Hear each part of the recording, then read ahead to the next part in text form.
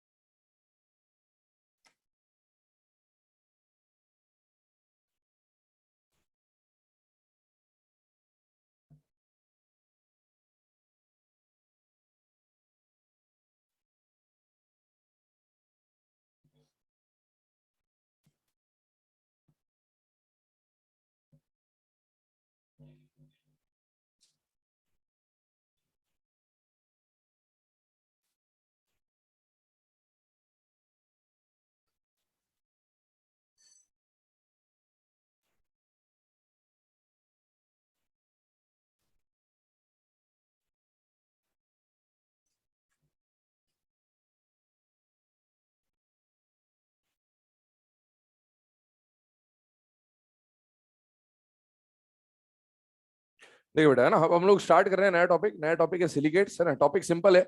Generally students है ना इसको रटते रहते हैं या इस तरह की बातें हैं, तो ऐसा रटना वटने कुछ भी नहीं है। आप देखकर आराम से डायग्राम वायग्राम समझ सकते हैं। समझिएगा ध्यान से, इत्मीनान से, क्या है टॉपिक, ठीक है। सिलिकेट जो है, कल जैसे हम लोगों ने सिलिकॉन्स पढ़ा था, तो सिलिकॉन्स में मैंने बोला था कि आपको R2SiO क्या मिलेगा बेटा, बेसिक यूनिट। वैसे सिलिकेट्स की भी एक बेसिक यूनिट होती है, और बेसिक यूनिट क्या लिखी है आपके सामने, SiO4 4-, ठीक है। यहाँ पर सिलिकॉन होगा और सिलिकॉन के साथ कौन जुड़ा होगा, ऑक्सीजन जुड़ा होगा। और हमने पहले भी बात करी हुई है, SiO2 जब हमने पढ़ा था या कल हमने सिलिकॉन्स पढ़ा, उस टाइम पर भी मैंने बोला था कि सिलिकॉन और ऑक्सीजन के बीच में कभी भी पाई बॉन्ड स्टेबल नहीं होगा, हमेशा कौन सा बॉन्ड बनेगा बेटा, सिग्मा। तो अगर आपको सिलिकॉन के साथ ऑक्सीजन को जोड़ना है, इस कंपाउंड में केवल सिलिकॉन और ऑक्सीजन ही होंगे और कुछ भी नहीं होगा। तो बेटा सिलिकॉन के साथ अगर ऑक्सीजन जोड़ना है तो सिलिकॉन की वैलेंसी होती है 4, और अगर 4 वैलेंसी को सेटिस्फाई करना है ऑक्सीजन की मदद से, तो पाई बॉन्ड बनेगा नहीं, केवल सिग्मा बनेगा। तो 4 आपको सिग्मा बॉन्ड बनाने हैं तो 4 ऑक्सीजन की जरूरत पड़ेगी। और ऑक्सीजन की बात अगर की जाए तो ऑक्सीजन के बारे में 2 बातें यहां पर चलेंगी, ध्यान सुनेगा। ऑक्सीजन 2 बॉन्ड बनाता है, ठीक है।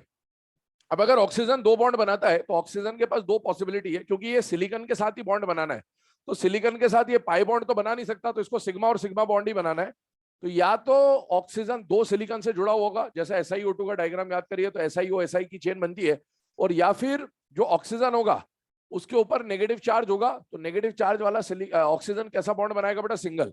अगर O पे 2- चार्ज आया, पहले भी बता चुका हूं केमिकल बॉन्डिंग में ऐसा ऑक्सीजन बॉन्ड नहीं बनाता।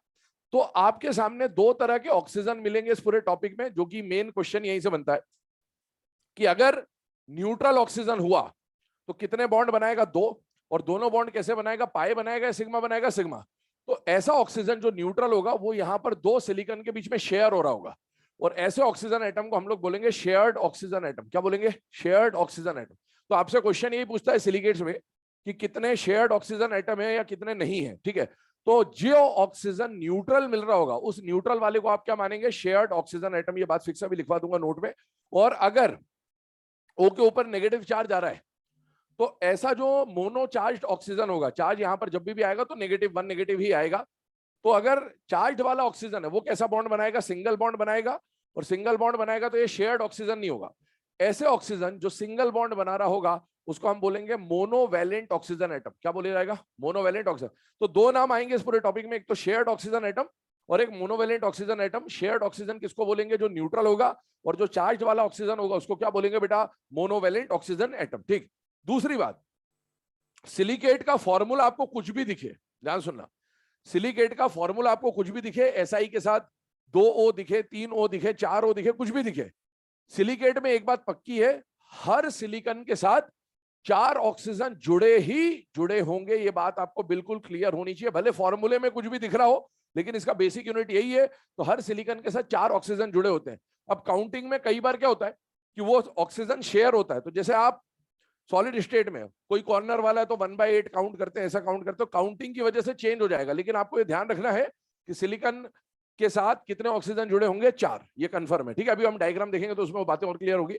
अब आप देखिए यहां पर सिलिकॉन का हाइब्रिडेशन अगर आप निकाल रहे हैं तो कौन सा हाइब्रिडेशन आएगा बेटा, sp3 का डायग्राम कैसा होता है, टेट्राहेड्रल बना दिया हम लोगों ने। ये जो टेट्राहेड्रल डायग्राम है इसी को ऐसे भी रिप्रेजेंट कर सकते हैं, ये इसका टॉप व्यू कहलाता है। ठीक है, टॉप व्यू कहलाने का मतलब क्या है, ऊपर से झांका आपने, ये टॉप व्यू का मतलब यही होता है ना, ये हाँ समझ गए होगा, बिल्कुल हाँ समझदार हो तुम लोग, लेवल अलग है तुम्हारा ना, अल्फा वाले हो। चलो देखो, जैसे यहाँ पर सपोज ये हमने सिलिकॉन बीच में है और यहाँ पर क्या है बेटा, ऑक्सीजन ऑक्सीजन ऑक्सीजन ऑक्सीजन। अब एक जिराफ जैसे ऐसे यूं गर्दन उठाओ, यूं जाओ और ऐसे देखो, तो ऊपर से जब आप देखेंगे ना तो ये जो तीनों कलर वाले मार्कर है ये ऊपर से देखने पर एक ट्राइंगल दिखेंगे। ठीक है, आप टॉप व्यू, अब आपके लिए मैं ऐसे कर देता हूं, आप ऐसे देख रहे हो ना, तो ये कर देते हैं टॉप व्यू, ये और ये मिलके क्या बनाएंगे बेटा, ट्राइंगल। तो वो जो ट्राइंगल आपको दिख रहा है, वो ट्राइंगल के जो तीनों ऑक्सीजन ऑक्सीजन ऑक्सीजन 3 वर्टेक्स पे दिख रहे हैं, वो ये 3 ऑक्सीजन है। और ये जो बीच में सिलिकॉन एटम है ये ठीक इस ट्राइंगल के बीचों बीच आएगा, और इस सिलिकॉन से ओवरलैप करता हुआ कौन है बेटा, ये ऑक्सीजन एटम है। तो जब आप इस डायग्राम को, ये वाला जो डायग्राम है टेट्राहेड्रल, इसको आप यहां पर ऐसे रख दे तो वो ट्राइंगल बनेगा। ये एक ऑक्सीजन एटम और ऑक्सीजन एटम के ठीक पीछे कौन है बेटा, सिलिकॉन एटम। तो ये इसका टॉप व्यू बनता है बेसिकली। तो आप देखिए ये जो रेड कलर का डॉट हमने यहाँ रिप्रेजेंट करा है वो क्या बता रहा है बेटा, सिलिकॉन एटम। अभी यहाँ मैंने रेड बना दिया, आगे मैं ब्लैक डॉट ही बनाऊंगा, तो जो डॉट रहेगा सेंटर ऑफ द ट्राइंगल पे उसको क्या मानेंगे बेटा, सिलिकॉन एटम। और जो 4 सर्कल आपको दिखेंगे वो क्या रहेंगे, ऑक्सीजन एटम। एक बात और, यहां पर जब ये डायग्राम बन के आएगा तो जो सर्कल्स है उसके ऊपर या तो नेगेटिव चार्ज लगा होगा या नहीं लगा होगा, 2 बातें आएंगी। ठीक है, फिर से सुन लेना, नेगेटिव चार्ज अगर ऑक्सीजन पे है तो ऐसा ऑक्सीजन क्या कहलाएगा, मोनोवैलेंट, क्योंकि वो सिंगल बॉन्ड बना रहा होगा। लेकिन अगर इस तरह का डायग्राम आया, ऑक्सीजन पे चार्ज नहीं है, तो ये ऑक्सीजन मोनोवैलेंट है या शेयर्ड है, शेयर्ड। तो इस तरह से आपको चेक करना आना चाहिए डायग्राम में, क्योंकि डायग्राम बन के आएगा आपके सामने, आपको याद नहीं करना है डायग्राम, तो बना बनाया डायग्राम आएगा, आपको सिर्फ काउंटिंग करनी आनी चाहिए कि कितने शेयर्ड है और कितने मोनोवैलेंट है। ठीक है, पहले काम करें, ये जो डायग्राम है ये बना ले, इसका स्टेटमेंट नोट जो है वो मैं बोल दे रहा हूं, लिख लीजिए। पहले तो 2 पॉइंट्स हैं, पहला पॉइंट लिखिएगा,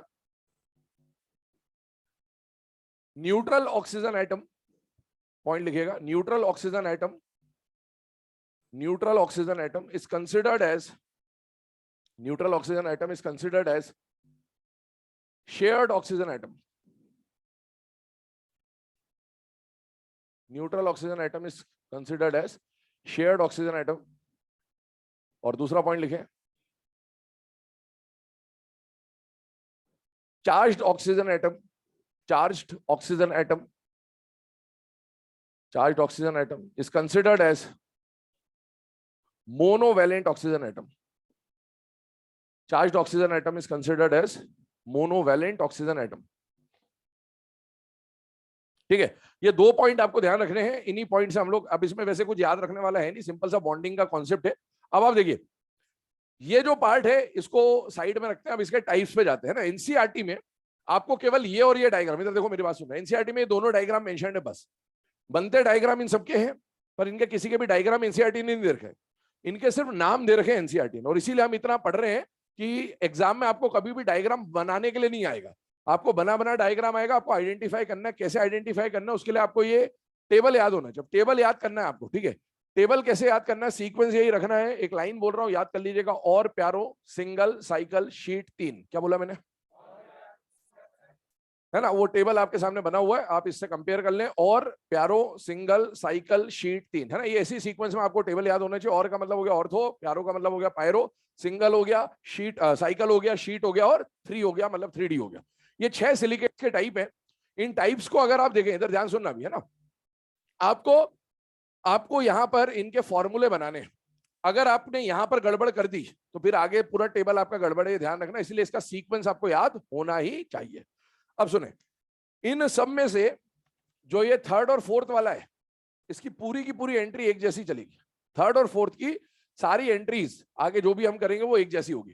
क्या एंट्रीज करनी है, कैसे करनी है, सबसे पहला क्वेश्चन आएगा कि भाई ऑर्थो सिलिकेट का फॉर्मूला क्या है, या फिर कोई फॉर्मूला दे देगा और पूछेगा उनमें से कौन सा सिलिकेट है। तो अब देखो, ऑर्थो का मतलब होता है पेरेंट सिलिकेट। क्या मतलब होता है, पेरेंट सिलिकेट। जैसे हम ऑक्सी एसिड जब पढ़ते थे तो ऑर्थो शब्द किसके साथ इस्तेमाल किया था? पेरेंट के साथ। तो यहाँ जो ऑर्थो लिखा है ये पेरेंट सिलिकेट होगा। पेरेंट सिलिकेट का मतलब बेसिक यूनिट। पेरेंट सिलिकेट का मतलब क्या है? Basic unit. तो आपको ये याद ही होना चाहिए। और ये कहां से याद होगा? अगर आपको ये याद है तो आप पहली वाली एंट्री करनी पड़ेगी आपको। पहली वाली एंट्री में आप देखिए फॉर्मूला क्या आ जाएगा? SiO4 पे 4 माइनस। ठीक है, अब आपको क्या करना है आगे ध्यान सुनिएगा। जितने ऑक्सीजन को हर स्टेप में जैसे जैसे नीचे आएंगे हाफ से कम करते जाना है। ऑक्सीजन को हाफ से कम करते जाना है, डिक्रीज करते जाना है बाय वैल्यू हाफ, चेक करते जाएगा। यहां पर आ जाएगा SiO 3.5, यहां आ जाएगा SiO3 हाफ हाफ से कम किया। इन दोनों की एंट्री हमेशा क्या रहेगी? सेम, SiO3 SiO 2.5 और SiO2, ये आ गया एंट्री। ये फॉर्मूले में आप इसको और इसको नोटिस करिए, इन दोनों को। क्या इनमें ऑक्सीजन का जो नंबर है वो होल नंबर है या फ्रैक्शन वाला पार्ट है? बेटा फ्रैक्शन। और आप जानते हैं कभी भी एटम आधा नहीं आएगा, आएगा तो पूरा आएगा वरना नहीं आएगा। तो इसको आपको होल नंबर में बदलना है और होल नंबर में बदलने के लिए मल्टीप्लाई बाय 2 करना पड़ेगा, इंपेरिकल फॉर्मूला और मॉलिकुलर फॉर्मूला टाइप में। तो इसको आप 2 से मल्टीप्लाई करिए तो ये वाला फॉर्मूला जो है ये बन जाएगा Si2O7 और ये वाला फॉर्मूला जब 2 से मल्टीप्लाई कर दोगे तो Si2O5। तो ये तो हमने क्या बनाया बेटा? इनके फॉर्मूले बनाए। फिर से सुन लेना और प्यारो, सिंगल साइकिल शीट 3, बीच वाले जो 2 हैं उनका हर एंट्री क्या होगा बेटा? सेम। और आगे बढ़ जाए तो आप देखिए SiO4 4 माइनस, बेसिक यूनिट आपको याद होना चाहिए। नीचे आते जा रहे हैं, हाफ हाफ से कम करते जाना है।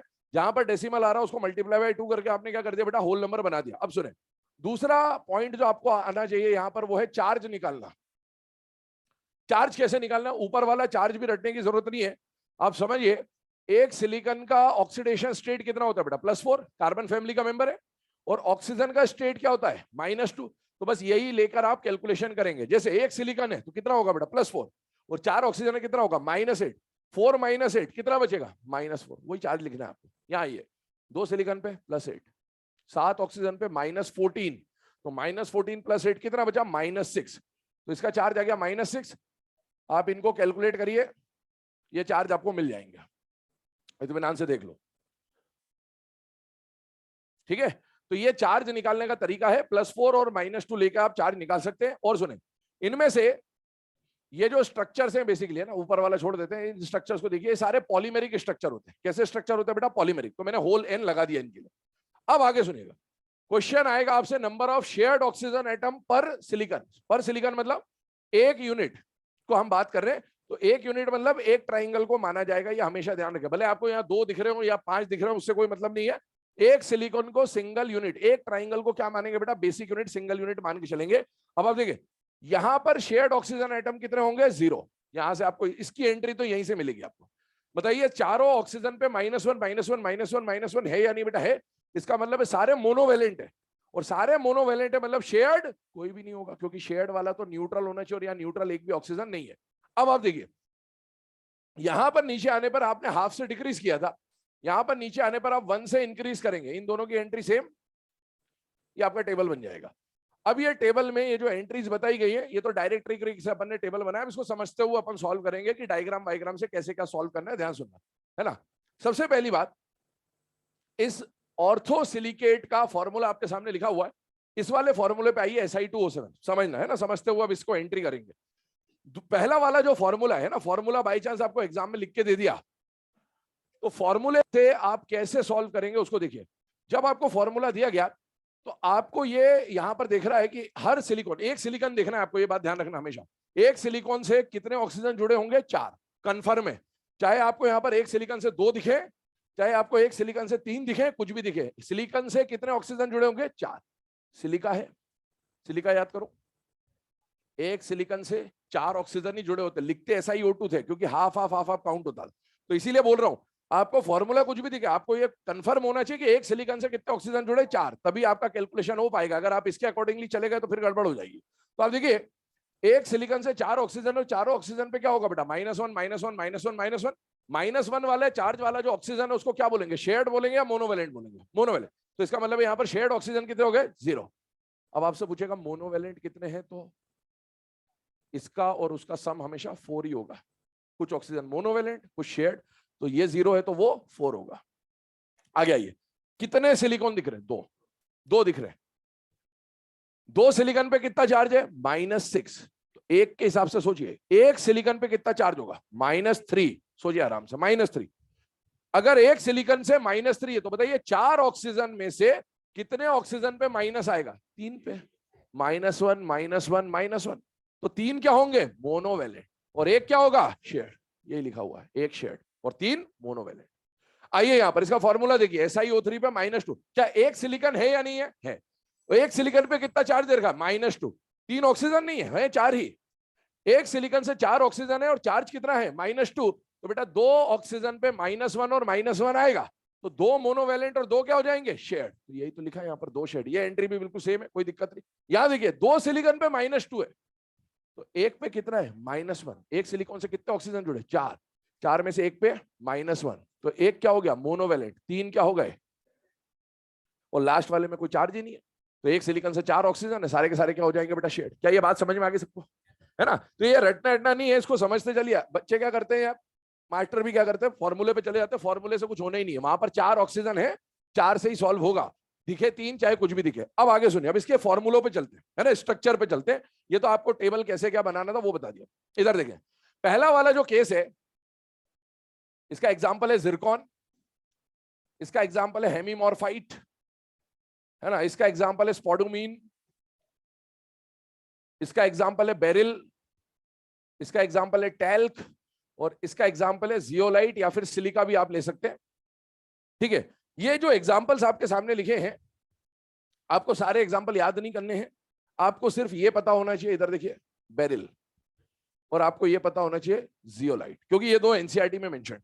बेरिल हम जब कोऑर्डिनेशन केमिस्ट्री पढ़ेंगे, जेमस्टोन, रूबी एमराल्ड का कलर वलर जब आएगा, तो वहां पर बेरिल की मेंशन आएगा, तो वहां पर हम लोग देखेंगे Be3Al2Si6O18 इसका फॉर्मूला होता है।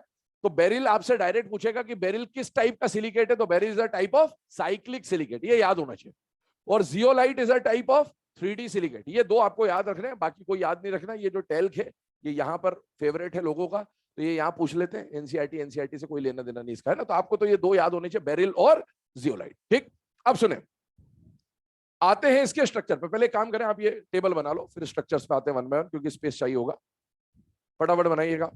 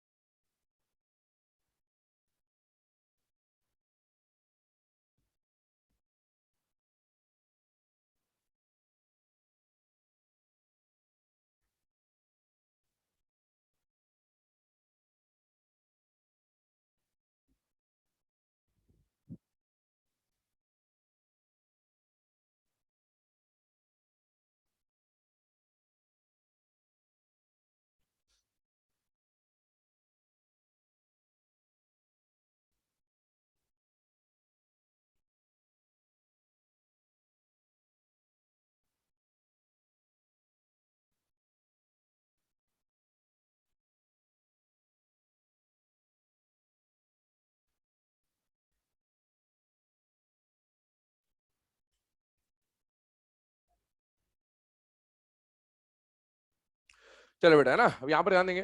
ये जो 6 टाइप है, इसके बारे में जो भी टेबल वेबल कैसे क्या बनाना था वो आपको बता दिया। अब आपका जो मेन कंसर्न है वो क्या, वो सुनिए। आपको एग्जाम में नाम देगा, नाम से फॉर्मूला पूछेगा, या फॉर्मूला देगा, फॉर्मूले से क्या पूछेगा? नाम। और या फिर आपसे पूछेगा किस सिलिकेट में कितने शेयर्ड ऑक्सीजन है या कितने मोनोवेलेंट ऑक्सीजन, और एग्जाम्पल क्या हो सकता है, यही आपके काम का है।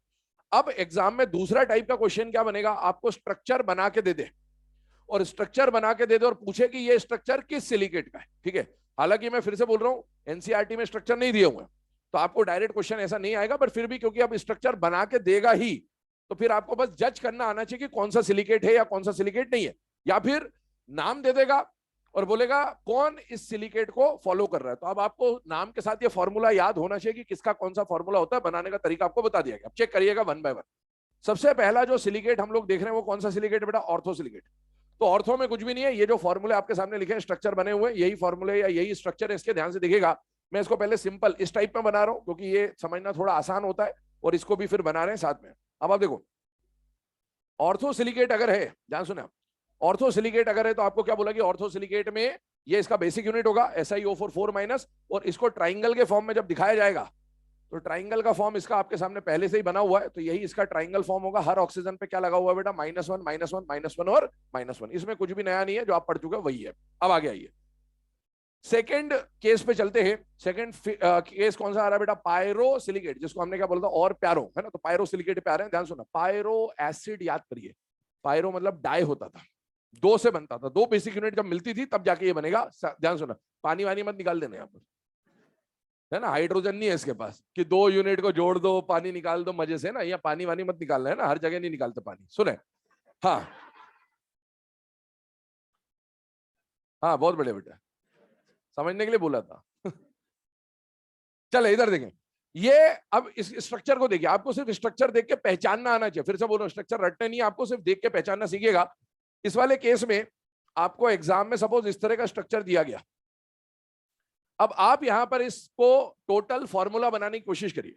तो जब आप ओवरऑल फॉर्मूला बना रहे हो तो आपको SI2 दिख रहा है और O कितने दिख रहे हैं? 7। फॉर्मूला मैच करिए, SI2O7, और टोटल चार्ज कितना आ रहा है बेटा? -6। तो आपको फॉर्मूला बनाना आना चाहिए कि SI2O7 -6 बन रहा है, इसका मतलब ये कौन सा सिलिकेट है? पायरो सिलिकेट है। दूसरी बात, आप इसमें देखिए, एक सिलिकॉन के रिस्पेक्ट में बात कर रहा हूं, ध्यान सुनना। एक सिलिकॉन से कितने ऑक्सीजन जुड़े? 4 दिख रहे हैं, 4 हैं, बिल्कुल है। और 4 में से शेयर कितना हो रहा है? एक ही न्यूट्रल है, तो शेयर्ड 1 है, और बाकी 3 पे क्या आ रहा है? नेगेटिव चार्ज, मतलब वो सारे क्या है बेटा? मोनोवेलेंट। तो पर यूनिट अगर मैं बात करूं, पर सिलिकॉन अगर मैं बात करूं, तो कितने शेयर्ड ऑक्सीजन एटम है? 1, और कितने मोनोवेलेंट ऑक्सीजन है पर सिलिकॉन? 3। ठीक है, आगे बढ़ते हैं। इसका ये जो ट्राइंगल वाला फॉर्मूला या स्ट्रक्चर है, ये कैसे बनेगा? इधर देखिए, ये स्ट्रक्चर इसका। इस स्ट्रक्चर में जितने भी आपको वर्टेक्स दिख रहे हैं, वहां पर आप ऑक्सीजन लगा दें, और 2 ट्राइंगल है बेसिकली आपके सामने, दोनों ट्राइंगल के सेंटर में भी आप ऑक्सीजन लगाएंगे। पहले ये स्ट्रक्चर बना दे रहा हूं मैं, चेक करते जाइएगा, समझते जाइएगा। ये स्ट्रक्चर आपके सामने बन के आ रहा है, ये डॉट सिलिकॉन को रिप्रेजेंट कर रहा है, यहां पर भी ये डॉट सिलिकॉन को रिप्रेजेंट कर रहा है। और आप देखिए, इस तरह से इन ऑक्सीजनों पे आपको माइनस चार्ज एग्जाम में शो करके दिया जाएगा, ये दे दिया। अब आप इसको एनालाइज करिए वहां पर, ये समझना थोड़ा आसान होता है, इसको समझने में मेहनत लगेगी, और इसीलिए इसको समझिए थोड़ा, ठीक है? आप पहले तो इस डायग्राम को देखो, इसमें कितने ट्राइंगल दिख रहे हैं? 2 ट्राइंगल दिख रहे हैं क्लियरली। 2 ट्राइंगल में क्या 2 डॉट्स आपको दिख रहे हैं बेटा? यस, 2 डॉट दिख रहे हैं, मतलब कितने सिलिकॉन है बेटा? 2। सर्कल काउंट करिए, तो 1 2 3 4 5 6 7 सर्कल है बेटे। इसका मतलब 7 सर्कल मतलब 7 ऑक्सीजन है। और आप नेगेटिव चार्ज काउंट करिए, तो कितना नेगेटिव चार्ज आ रहा है बेटा? 6। इसका मतलब ये कौन सा फॉर्मूला है बेटा? SI2O7 -6। ये बना लिया अपन ने। अब सुने, एक ट्राइंगल को चेक करो, एक ट्राइंगल के पास क्या 4 सर्कल दिख रहे हैं आपको या नहीं दिख रहे बेटा? दिख रहे हैं, 1 2 3 और 4। और इनमें से कितने ऑक्सीजन पे नेगेटिव दिख रहा है? 3, मतलब 3 मोनोवेलेंट है और 1 शेयर्ड है। क्या ये बात समझ में आएगी डायग्राम देखकर? ठीक है, बस अपने को समझना है डायग्राम देखकर कि किस तरह से चेक करना है। आइए इधर थर्ड वाले केस पे चलते हैं। थर्ड वाला केस कौन सा दिया बेटा? Single chain silicate. ध्यान सुनना, सिंगल चेन सिलिकेट हो चाहे साइक्लिक सिलिकेट हो, फिर से बोल रहा हूं, जो भी फॉर्मूला वॉर्मूला सब कुछ सेम है, स्ट्रक्चर थोड़ा डिफर करेगा, चेक करिएगा किस तरह से डिफर कर रहा है। सिलिकॉन के साथ 4 ऑक्सीजन एटम है, ध्यान से देखो कितने ऑक्सीजन एटम है बेटा? 4। और आप देखो सिंगल चेन में मैंने बोला शेयर्ड कितने बेटा? 2। तो मोनोवेलेंट कितने होंगे? 2, है ना? क्योंकि चार्ज कितना है बेटा? -2। तो मान लीजिए इस ऑक्सीजन पे माइनस लगा दिया, इस ऑक्सीजन पे माइनस लगा दिया, और ये जो बचे हुए 2 ऑक्सीजन है ये शेयर होंगे बेटा, इधर जाके अगली यूनिट से जुड़ेगा और ये इधर जाके अगली यूनिट से जुड़ेगा। तो ये इसका एक सिंगल रिप्रेजेंटेशन मैंने बताया आपको। अब अगर ऐसे ऐसे ऐसे ऐसे इसकी चेन जुड़ती जा रही है तो उसको हम लोग क्या बोल देंगे बेटा? Single chain silicate. क्या बोल देंगे? और अगर ये जो वैलेंसी है ये घूम फिर के वापस में जाके आपस में जुड़ जाए तो वो हो जाएगा साइक्लिक सिलिकेट। तो स्ट्रक्चर ऐसे ही बनेगा, बस अगर लीनियरली बढ़ता जा रहा है तो आप क्या बोलोगे बेटा, लीनियर चेन या सिंगल चेन सिलिकेट, और अगर घूम फिर के 2-4 यूनिट के बाद जुड़ गया तो उसको क्या बोल देंगे बेटा, साइक्लिक सिलिकेट। डायग्राम से समझिएगा, इधर देखिए, मान लीजिए ऐसा डायग्राम आपको दिया गया, ये डायग्राम है आपके सामने। इस डायग्राम में कितने ट्राइंगल दिख रहे हैं बेटा, 3, ठीक है। अब ये जो 3 ट्राइंगल आपके सामने बने हैं, इसको जरा एनालाइज करिए। 1 2 3 4 5 6 7 8 9 10, ये ऐसे सर्कल बना दिया अपन ने। हर ट्राइंगल के सेंटर में एक ना एक ऑक्सीजन एटम होगा ही होगा। अब आप देखो, यहां पर मैं रेड कलर से डॉट बना दे रहा हूं ताकि थोड़ा सा जज, क्योंकि बहुत सारे सर्कल्स हैं तो इजीली जज हो जाए आपको। ये बना दिया। अब आप इस डायग्राम को देखें जरा, तो इस डायग्राम में सपोज मैंने यहां और यहां माइनस लगाया, यहां और यहां माइनस लगाया, यहां और यहां माइनस लगाया, और साथ में ये और ये मैंने ऐसे बना दिया। इसका मतलब ये चेन अभी खत्म नहीं हुई है, चेन चलती जा रही है। अब इसकी काउंटिंग करना है अपने को। एग्जाम में ये आ गया और बोला कि ये कौन से टाइप का सिलिकेट है, पहले तो ये पहचानो। तो टाइप ऑफ सिलिकेट अपने को पूरा डायग्राम नहीं चाहिए, अपने को एक ही यूनिट देखनी है टाइप ऑफ सिलिकेट। एक यूनिट देखो, क्या एक सिलिकॉन के पास 4 ऑक्सीजन दिख रहे या नहीं दिख रहे बेटा, दिख रहे। उसमें से नेगेटिव कितनों पे लगाए, 2 पे, तो 2 मोनोवेलेंट है और बचे हुए 2। अच्छा, अगर 2 शेयर्ड ऑक्सीजन होते हैं तो कौन सा सिलिकेट हो सकता है? एक तो लीनियर सिंगल चेन मतलब, और एक क्या हो सकता है, साइक्लिक। 2 में से एक ही होगा। अब आपको ऑप्शन में कोई एक दिया गया तो आप आसानी से टिक कर दोगे, कोई दिक्कत नहीं, और ऑप्शन में दोनों दिए गए तो आपको ये साइकिल बनाता हुआ दिख रहा है या लीनियरली बढ़ता हुआ दिख रहा है? लीनियर। तो आप समझ जाएंगे कि ये बढ़ता जाएगा, तो सिंगल चेन है, क्योंकि अगर साइकिल बन जाती तो हम बोल देते साइक्लिक। वैसे ऑप्शन में एक ही आएगा, पर दोनों आ जाए फिर भी चेक करना आना चाहिए आपको। अब सुनिए, इसका बोल दिया इतना यूनिट दे दिया है ना, 4-5 यूनिट बना के दे दिए, और बोले इस सिलिकेट का फॉर्मूला निकाल के बता दो, डिराइव कर दो फॉर्मूला। तो फॉर्मूला कैसे डिराइव करेंगे? आपको एक सिंगल यूनिट का फॉर्मूला याद है, और यहाँ कितनी यूनिट है, 3, तो उसको मल्टीप्लाई बाय 3 कर दो। और अगर वो नहीं हो रहा तो यहां से काउंट कर लो, काउंटिंग बहुत इजी है, ठीक है। अब बताइए कितने डॉट्स दिख रहे हैं आपको, रेड डॉट्स 3, तो फॉर्मूला क्या बना, SI3। ऑक्सीजन काउंट करिए कितने हैं, काउंट करिए आराम से, 10 11,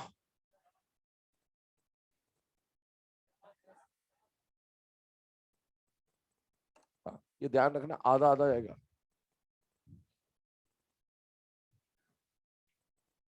ये वाला ऑक्सीजन और ये वाला ऑक्सीजन पूरा काउंट नहीं होगा, आधा आधा काउंट होगा, क्योंकि ये आगे वाले में भी आधा है और पीछे वाले में भी आधा है। क्या बात समझ में आ रही है? बस इसमें यही ट्विस्ट है इस केस में, है ना। तो क्या आपको, अब आप काउंटिंग करें तो 1 2 3 4 तो पूरे, 5 6 7 8, आधा और आधा 9, तो टोटल आ गया SI3O9। और चार्ज अगर आप देखें तो 2 2 और 2 -6 चार्ज आ गया। और इस फॉर्मूले को देखकर आप सिंगल यूनिट बनाइए, तो सिंगल यूनिट क्या बनेगा, SiO3 में -2 का ये n टाइम्स है, 3 टाइम्स है। तो इससे आपको समझ में आ जाना चाहिए कि कौन से टाइप का सिलिकेट आ रहा है, सिंगल चेन सिलिकेट आ रहा है या फिर साइक्लिक सिलिकेट आ रहा है। आगे देखिए, 4th वाले केस पे चल रहा हूं, ध्यान से देखना। 4th वाला कौन सा है बेटा, साइक्लिक सिलिकेट। तो साइक्लिक का जो सिंगल यूनिट बनेगा वो तो ऐसे ही बनेगा, बस वो घूम जाएगा, तो इसको नहीं बना रहा हूं। डायग्राम देखिए इसका, इसका डायग्राम ऐसा है।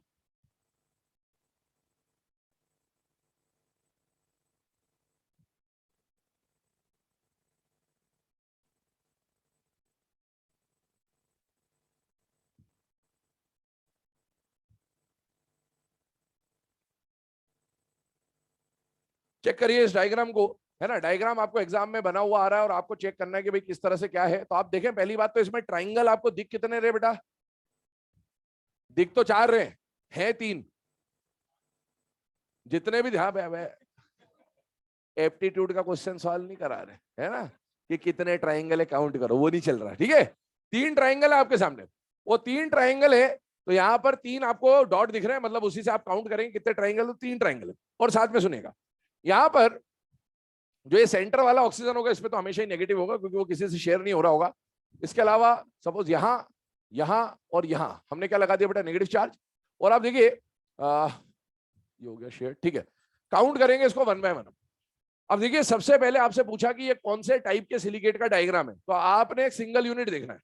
सिंगल यूनिट में एक सिलिकॉन से कितने ऑक्सीजन है, 4, 2 पे नेगेटिव चार्ज लगा है, मतलब 2 मोनोवेलेंट और 2 शेयर्ड है। और 2 शेयर्ड या तो इसमें होगा या इसमें होगा, और आपको ऑप्शन में या तो दोनों में से कोई एक दिया होगा तो आप उसको टिक ही कर देंगे, कोई दिक्कत नहीं। अगर दोनों दिए तो आप खुद देखो, इसमें चेन आगे प्रोपगेट होगी, इसीलिए ये सिंगल चेन है और ये क्लोज स्ट्रक्चर है, इसलिए क्या बनाएगा बेटा, साइक्लिक सिलिकेट। और सुने, आपको बोला इसका फॉर्मूला निकालो, तो बताइए कितने सिलिकॉन दिख रहे हैं बेटा, तीन, तीन सिलिकॉन लिए।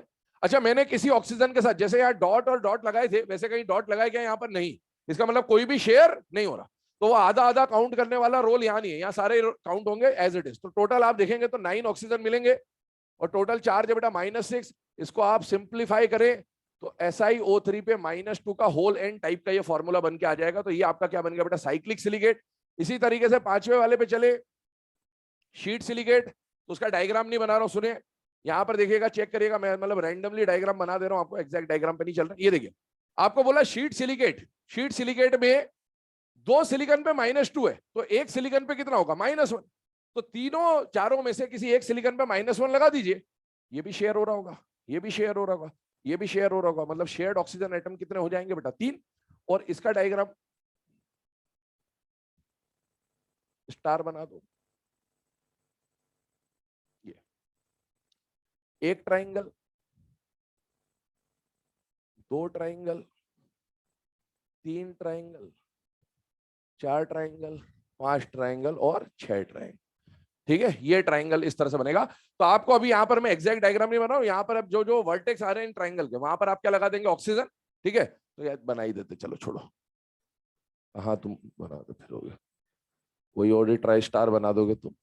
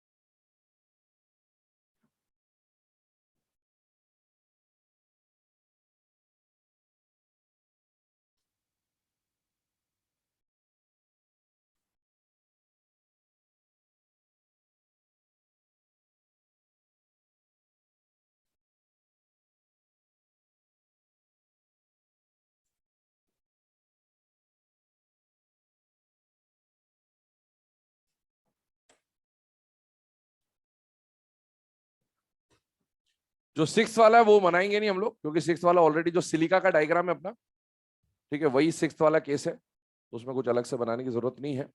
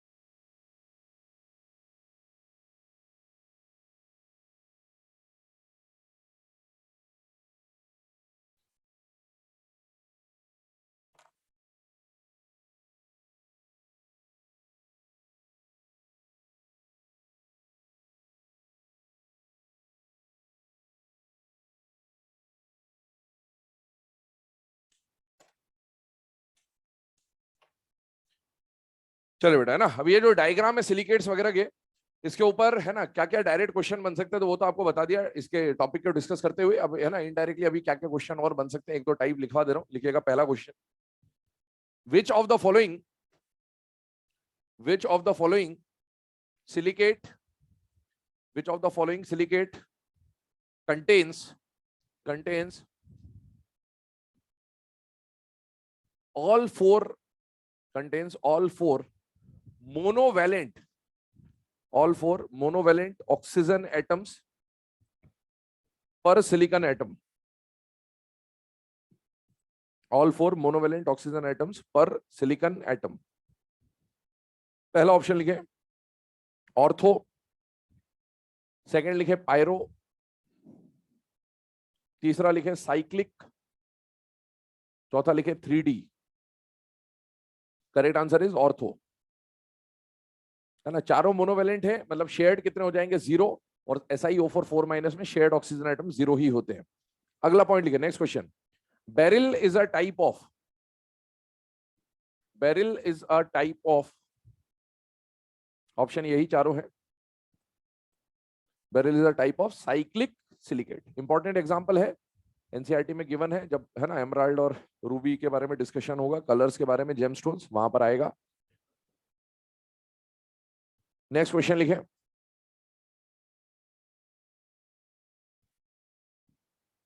which of the following silicate, which of the following silicate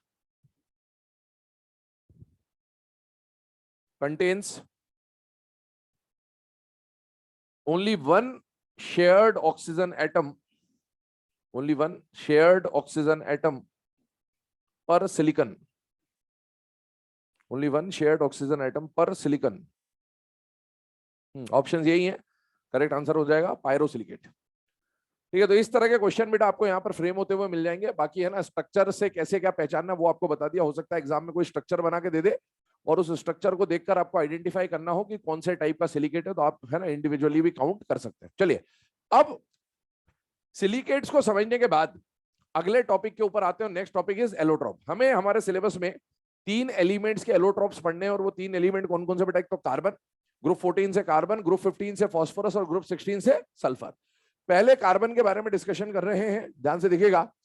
carbon के एलोट्रॉप्स को अगर आप देखें तो बेटा सॉलिड स्टेट में आप पढ़ते हैं कि सॉलिड 2 टाइप के मिलते हैं, एक तो क्रिस्टलाइन और एमोर्फस। तो ऐसे कार्बन की अगर हम लोग बात करें तो कार्बन के भी 2 टाइप के फॉर्म्स में मिलेगा, एक तो क्रिस्टलाइन फॉर्म में मिलेगा, अमॉर्फस फॉर्म में मिलेगा। और क्रिस्टलाइन फॉर्म में जो इसके एलोट्रॉप्स होते हैं वो कौन होते हैं, डायमंड, ग्रेफाइट और फुलरीन। और ऐसे ही अमॉर्फस फॉर्म में जो इसके ऐसा बोले कि जो एलोट्रॉप्स होते हैं, कोक, चारकोल, लैम्प ब्लैक, मतलब और जो भी हो रहे हैं, कोल्टार, वोल्टार, जो भी बना सकते हो आप, वो सारे इसमें आ जाएंगे अमॉर्फस फॉर्म में। आपको पढ़ना मेन किसके बारे में बेटा, क्रिस्टलाइन फॉर्म के बारे में पढ़ना है, डायमंड, ग्रेफाइट और फुलरीन, उसके ऊपर बात करेंगे। बट कुछ फैक्ट वाले क्वेश्चन आपसे डायरेक्टली पूछे जा सकते हैं कि हार्डेस्ट एलोट्रॉप ऑफ कार्बन कौन है, तो डायमंड है। दूसरा, सॉफ्टेस्ट एलोट्रॉप ऑफ कार्बन कौन है, तो लैम्प ब्लैक है। और प्योरेस्ट एलोट्रॉप ऑफ कार्बन कौन है, तो फुलरीन है ना। इसका मेंशन भी एनसीईआरटी में, इसलिए इसके बारे में थोड़ा सा डिस्कशन कर दे रहे हैं। फुलरीन प्योरेस्ट है। यहां पर एक पॉइंट लिखा है कि ये प्योरेस्ट फॉर्म क्यों है, due to absence of dangling bonds. अब ये डैंगलिंग बॉन्ड क्या है उसको समझने के लिए थोड़ा सा अपन इसके स्ट्रक्चर पे जाएं। तो बेटा कार्बन में, मतलब डायमंड में आप लोग जानते हैं कि एक कार्बन 4 कार्बन से जुड़ा होता है, sp3 हाइब्रिड होता है, अभी वो पॉइंट्स लिखेंगे हम लोग। तो जब डायमंड में एक कार्बन 4 से जुड़ा होता है तो कार्बन की वैलेंसी कितनी होती है, 4 ही तो होती है। ठीक है, तो अब आप सोचो, एक कार्बन 4 से जुड़ा है, फिर वो कार्बन आगे और से जुड़ा है, वो कार्बन और आगे जुड़ा है, जुड़ते जा रहा है, जुड़ते जा रहा है, जुड़ते जा रहा है, तो मतलब डायमंड तो बढ़ता जा रहा है। तो डायमंड कहीं तो खत्म हुआ होगा, ये तो पूरी दुनिया ही डायमंड ही होती है ना, खत्म ही नहीं होता। तो वो चेन कहीं पर जाके रुकेगी, जिस जगह पर चेन रुकी होगी वो वाला जो कार्बन है उसकी वो लास्ट वाली वैलेंसी खाली है। और अगर वो वैलेंसी खाली है तो उस खाली वैलेंसी पे इंप्यूरिटी आके जुड़ेगी। कौन इंप्यूरिटी, किसको बोल रहे हैं, कार्बन के अलावा कोई भी आ जाए, कोई भी आइटम आके जुड़ जाए, वो हमारे लिए क्या हो जाएगा बेटा, इंप्यूरिटी रहेगा। तो वहां पर उस बॉन्ड पे कोई इंप्यूरिटी जुड़ी होगी, और उस इंप्यूरिटी के कारण जो इंप्यूरिटी रखने वाला जो बॉन्ड होता है, ये झूलता हुआ बॉन्ड होता है, इसको हिंदी में बोलते हैं झूलन बंद। क्या बोलते हैं, झूलन बंद, है ना, झूलन वाला बॉन्ड। तो ये जो है वो इंप्यूरिटी ऐसे लटक रही होगी, वहां पर दिखेगी नहीं, इनविजिबल इंप्यूरिटी है, लेकिन हाँ इंप्यूरिटी है। तो वो जो इंप्यूरिटी है उसकी वजह से जो डायमंड आपको मिलेगा वो मिलेगा या इम्प्योर मिलेगा बेटा, इम्प्योर मिलेगा। तो डायमंड इज इम्प्योर एलोट्रॉप। इसी तरीके से ग्रेफाइट की बात करें तो ग्रेफाइट में एक कार्बन 3 से जुड़ा होता है, तो इसका भी एक वैलेंसी खाली होता है, भले वो इलेक्ट्रॉन डीलोकलाइज होता है लेकिन वहां पर एक वैलेंसी खाली है, तो इंप्योरिटी जुड़ सकती है, और इंप्योरिटी जुड़ेगी मतलब वो कौन सा बॉन्ड बनाएगा बेटा, डैंगलिंग बॉन्ड बनाएगा, और डैंगलिंग बॉन्ड बनाने के कारण डायमंड और ग्रेफाइट दोनों क्या हो जाएंगे बेटा, इम्प्योर। जबकि फुलरीन जब बनेगा तो फुलरीन का स्ट्रक्चर आप सोचिए क्लोज्ड स्ट्रक्चर होता है। क्लोज्ड स्ट्रक्चर होने की वजह से जो वैलेंसी ऐसे खाली नहीं होगी, वो वैलेंसी घूम फिर के आपस में इंटरकनेक्ट हो जाएगी, और क्योंकि सारी वैलेंसी अंदर के अंदर क्लोज स्ट्रक्चर में सेटिस्फाई हो जा रही है, तो उस खाली वैलेंसी अगर है भी तो उसमें कोई और आके जुड़ नहीं सकता, अंदर ही अंदर वो वैलेंसी घूमती रहेगी, और इस वजह से यहाँ पर इंप्योरिटी नहीं जुड़ेगी, और इंप्योरिटी नहीं जुड़ेगी तो डैंगलिंग बॉन्ड नहीं बनेगा, और डैंगलिंग बॉन्ड नहीं बनेगा इसीलिए क्या कहलाता है बेटा, प्योरेस्ट एलोट्रॉप ऑफ कार्बन। तो सबसे प्योर एलोट्रॉप ऑफ कार्बन जब भी आए तो कौन आएगा बेटा, फुलरीन। आगे बढ़ते हैं, डायमंड और ग्रेफाइट और फुलरीन तीनों को वन बाय वन डिस्कस करने वाले हैं। पहले हम लोग बात करेंगे about diamond and graphite difference के फॉर्म में। पहले आप ये पॉइंट जितना लिखा हुआ उतना नोट करें, फिर डिफरेंस बोलते जा रहा हूं, लिखते जाएगा।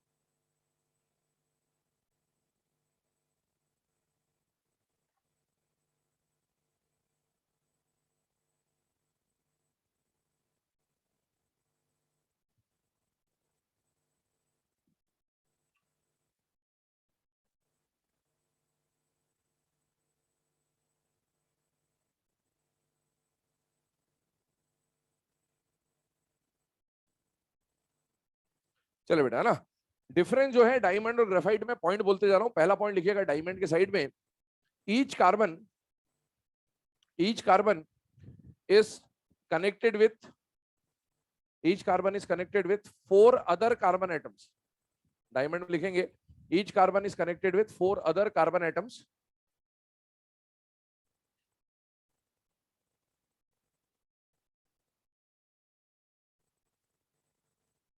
ग्रेफाइट में लिखेंगे each carbon is connected with each carbon is connected with 3 other carbon atoms. Each carbon is connected with 3 other carbon atoms. अब डायमंड में अगर एक कार्बन 4 से कनेक्टेड है मतलब उसका हाइब्रिडाइजेशन कौन सा हो जाएगा बेटा, sp3, और ग्रेफाइट में एक कार्बन 3 से जुड़ा है तो उसका हाइब्रिडाइजेशन कौन सा हो जाएगा, sp2। लिखिएगा डायमंड में it is sp3 hybrid, it is sp3 hybrid. Graphite में लिखिएगा sp2 हाइब्रिड, ग्रेफाइट में लिखिएगा sp2 हाइब्रिड। ठीक है, इसके बाद तीसरा पॉइंट जो आएगा डायमंड के साइड में लिखिएगा, it has 3D tetrahedral structure, it has 3D tetrahedral structure, it has 3D tetrahedral structure. Graphite में लिखिएगा it has 2D hexagonal layered structure, it has 2D hexagonal layered structure. ठीक है, diamond का जो structure है बेटा उसमें अगर हम लोग बात करें तो क्योंकि sp3 हाइब्रिड है तो आप समझ रहे हैं कि कैसा स्ट्रक्चर बनेगा बेटा, टेट्राहेड्रल बनेगा। और टेट्राहेड्रल स्ट्रक्चर प्लेनर होता है या नॉन प्लेनर होता है, नॉन प्लेनर, और इसीलिए उसको 3D बोला जा रहा है क्योंकि वो नॉन प्लेनर है। प्लेनर होता तो 2D होता, 3D है तो नॉन प्लेनर है। जब हम ग्रेफाइट की बात कर रहे हैं तो ग्रेफाइट में एक कार्बन का हाइब्रिडाइजेशन क्या है, sp2, और sp2 का स्ट्रक्चर होता है ट्राइगोनल प्लेनर। और वो जो दो ट्राइगोनल प्लेनर होते हैं वो जब जुड़ते हैं आपस में तो हेक्सागोनल टाइप का रिंग बन जाता है, और वो हेक्सागोनल रिंग ट्राइगोनल प्लेनर से बन रहा है, इसीलिए वो जो हेक्सागोनल रिंग बन रही है वो भी प्लेनर होगी। तो यहां पर लिखा है 2D हेक्सागोनल, 2D मतलब वो जो हेक्सागोनल रिंग बन रही है वो प्लेनर है। अब जो एक हेक्सागोनल रिंग बनेगी और दूसरी हेक्सागोनल रिंग बनेगी, जब वो दोनों जुड़ेंगे तब तो स्ट्रक्चर 3D बन जाएगा, ध्यान रखना। तो यहाँ इसीलिए इंडिविजुअली वो हेक्सागोनल लेयर के लिए लिखा है 2D हेक्सागोनल लेयर स्ट्रक्चर, ठीक है ना। जो हेक्सागोनल लेयर है वो 2D है, और एक लेयर और दूसरी लेयर के बीच में वंडरवॉल फोर्स होता है। कौन सा फोर्स होता है? वंडरवॉल। जबकि डायमंड में एक कार्बन वाला जो है और अगला वाला जो कार्बन है उसमें हम जानते हैं नेटवर्क सॉलिड होता है, कोवलेंट सॉलिड होता है, तो कोवलेंट बॉन्ड होता है। और इसी वजह से जो ग्रेफाइट है उसको ल्यूब्रिकेंट के फॉर्म में यूज करते हैं, क्योंकि लेयर्स आसानी से एक दूसरे के ऊपर क्या हो सकती है बेटा? स्लिप हो सकती है, क्योंकि वीक फोर्स है। जबकि डायमंड को आप एज अ ल्यूब्रिकेंट यूज नहीं कर पाएंगे। तो अगला स्टेटमेंट लिखिएगा डायमंड के बारे में, it can not be used as a lubricant. It can not be used as a lubricant. Graphite में लिखिएगा can be used as a lubricant, can be used as a lubricant, है ना। Bracket में लिख लेना due to weak van der Waals force between layers, due to weak van der Waals force between layers. तो layers और layers के बीच में वंडरवॉल फोर्स है, आसानी से स्लिप होंगे, स्लाइड होंगे, और इसीलिए उसको कहां यूज करेंगे बेटा? ल्यूब्रिकेंट्स में यूज करेंगे। नेक्स्ट पॉइंट लिखें डायमंड में, it acts as insulator, it acts as insulator. और ग्रेफाइट आप जानते हैं इलेक्ट्रोड्स में यूज होता है, तो यूज्ड एज कंडक्टर।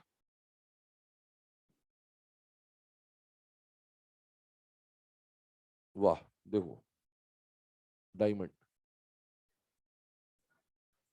डायमंड पढ़ा रहे थे हैं? तो ये लो, अभी तो डायमंड तो पढ़ रहे हैं अपन। अब हो सकता है असली निकल जाए, कोई भरोसा थोड़ी किस्मत का।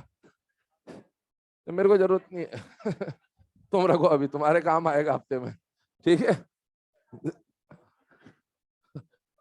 ठीक है, चलो आगे लिखो। अगला पॉइंट लिखे, देखिए इंसुलेटर और कंडक्टर की अगर हम लोग बात करें तो बेटा डायमंड जो है उसके पास कोई भी फ्री इलेक्ट्रॉन नहीं है, जबकि जो ग्रेफाइट है उसके पास एक वैलेंसी खाली होती है। वो जो फ्री इलेक्ट्रॉन होता है, ध्यान सुनना, वो फ्री इलेक्ट्रॉन डीलोकलाइज होता है, और डीलोकलाइज होने का मतलब है वो रेजोनेंस में पार्टिसिपेट होता है, क्योंकि फ्री इलेक्ट्रॉन है उसके पास। तो डायमंड में कार्बन कार्बन के बीच में सिंगल बॉन्ड कैरेक्टर होता है, जबकि ग्रेफाइट में कार्बन और कार्बन के बीच में पार्शियल डबल बॉन्ड कैरेक्टर होता है ना। इसका जब आप एनसीईआरटी उठाएंगे तो इनके डायग्राम आपको दे रखे हैं। डायग्राम में जो डायमंड के अंदर बॉन्ड लेंथ है वो बड़ी है, और ग्रेफाइट के अंदर जो बॉन्ड लेंथ है कार्बन कार्बन की वो छोटी है। दो तरह की बॉन्ड लेंथ दे रखी है ग्रेफाइट में, एक तो लेयर लेयर की, लेयर लेयर नहीं देखना है, इंडिविजुअल लेयर के अंदर देखना है। तो क्योंकि ग्रेफाइट के अंदर कार्बन कार्बन में वो जो फ्री इलेक्ट्रॉन है वो डीलोकलाइज होकर रेजोनेंस दिखा रहा है, रेजोनेंस दिखा रहा है मतलब वहां पर पार्शियल डबल बॉन्ड कैरेक्टर आएगा। तो ग्रेफाइट में कार्बन कार्बन की बॉन्ड लेंथ छोटी आएगी, और डायमंड में कार्बन कार्बन की बॉन्ड लेंथ बड़ी आएगी। तो जो फ्री इलेक्ट्रॉन है वही कंडक्टिविटी भी शो कर सकता है, और इसीलिए हम लोग बोलते हैं कि ग्रेफाइट किसकी तरह काम करता है बेटा? कंडक्टर की तरह काम करता है, ठीक है। तो ये तो कुछ पॉइंट्स आपको बता दिए। इसके अलावा अगला पॉइंट सुनिएगा, एक पॉइंट एनसीईआरटी में दे रखा है जो थोड़ा सा अगर सुना ना हो तो दिक्कत में आ सकते हैं आप एग्जाम में, और वो है थर्मोडायनेमिक स्टेबिलिटी को लेकर। स्टेबिलिटी की जब बात करते हैं तो आपको ऐसा सुनने में लगेगा कि वो डायमंड तो बहुत ज्यादा स्ट्रॉन्ग होता है, ये होता है वो होता है, तो ऐसा लग सकता है कि डायमंड की थर्मोडायनेमिक स्टेबिलिटी क्या होगी? ज्यादा, लेकिन होता उल्टा है। ज्यादा थर्मोडायनेमिक स्टेबिलिटी किसकी होती है बेटा? ग्राफाइट की। और ये जो थर्मोडायनेमिक स्टेबिलिटी है ये एक्चुअल में delta H F, enthalpy of formation से निकाला जाता है, और ग्राफाइट को एंथैल्पी ऑफ फॉर्मेशन थर्मोडायनेमिक्स में एज अ रेफरेंस लेके चलते हैं। इसका डेल्टा एच एफ 0 लेके चलते हैं। तो इसका डेल्टा एच एफ 0 होता है और इसका पॉजिटिव होता है। तो इसलिए ये थर्मोडायनेमिकली क्या होता है बेटा? मोर स्टेबल होता है। तो ये सारा जो खेल आ रहा है ये कहां से आ रहा है? डेल्टा एच एफ से। तो ये आपको याद रखना पड़ेगा कि थर्मोडायनेमिकली, है ना, डायमंड और ग्रेफाइट में से ज्यादा स्टेबल कौन है? ग्रेफाइट, ठीक है। तो अभी इसको याद रख लेना, याद नहीं हो तो इधर देखो।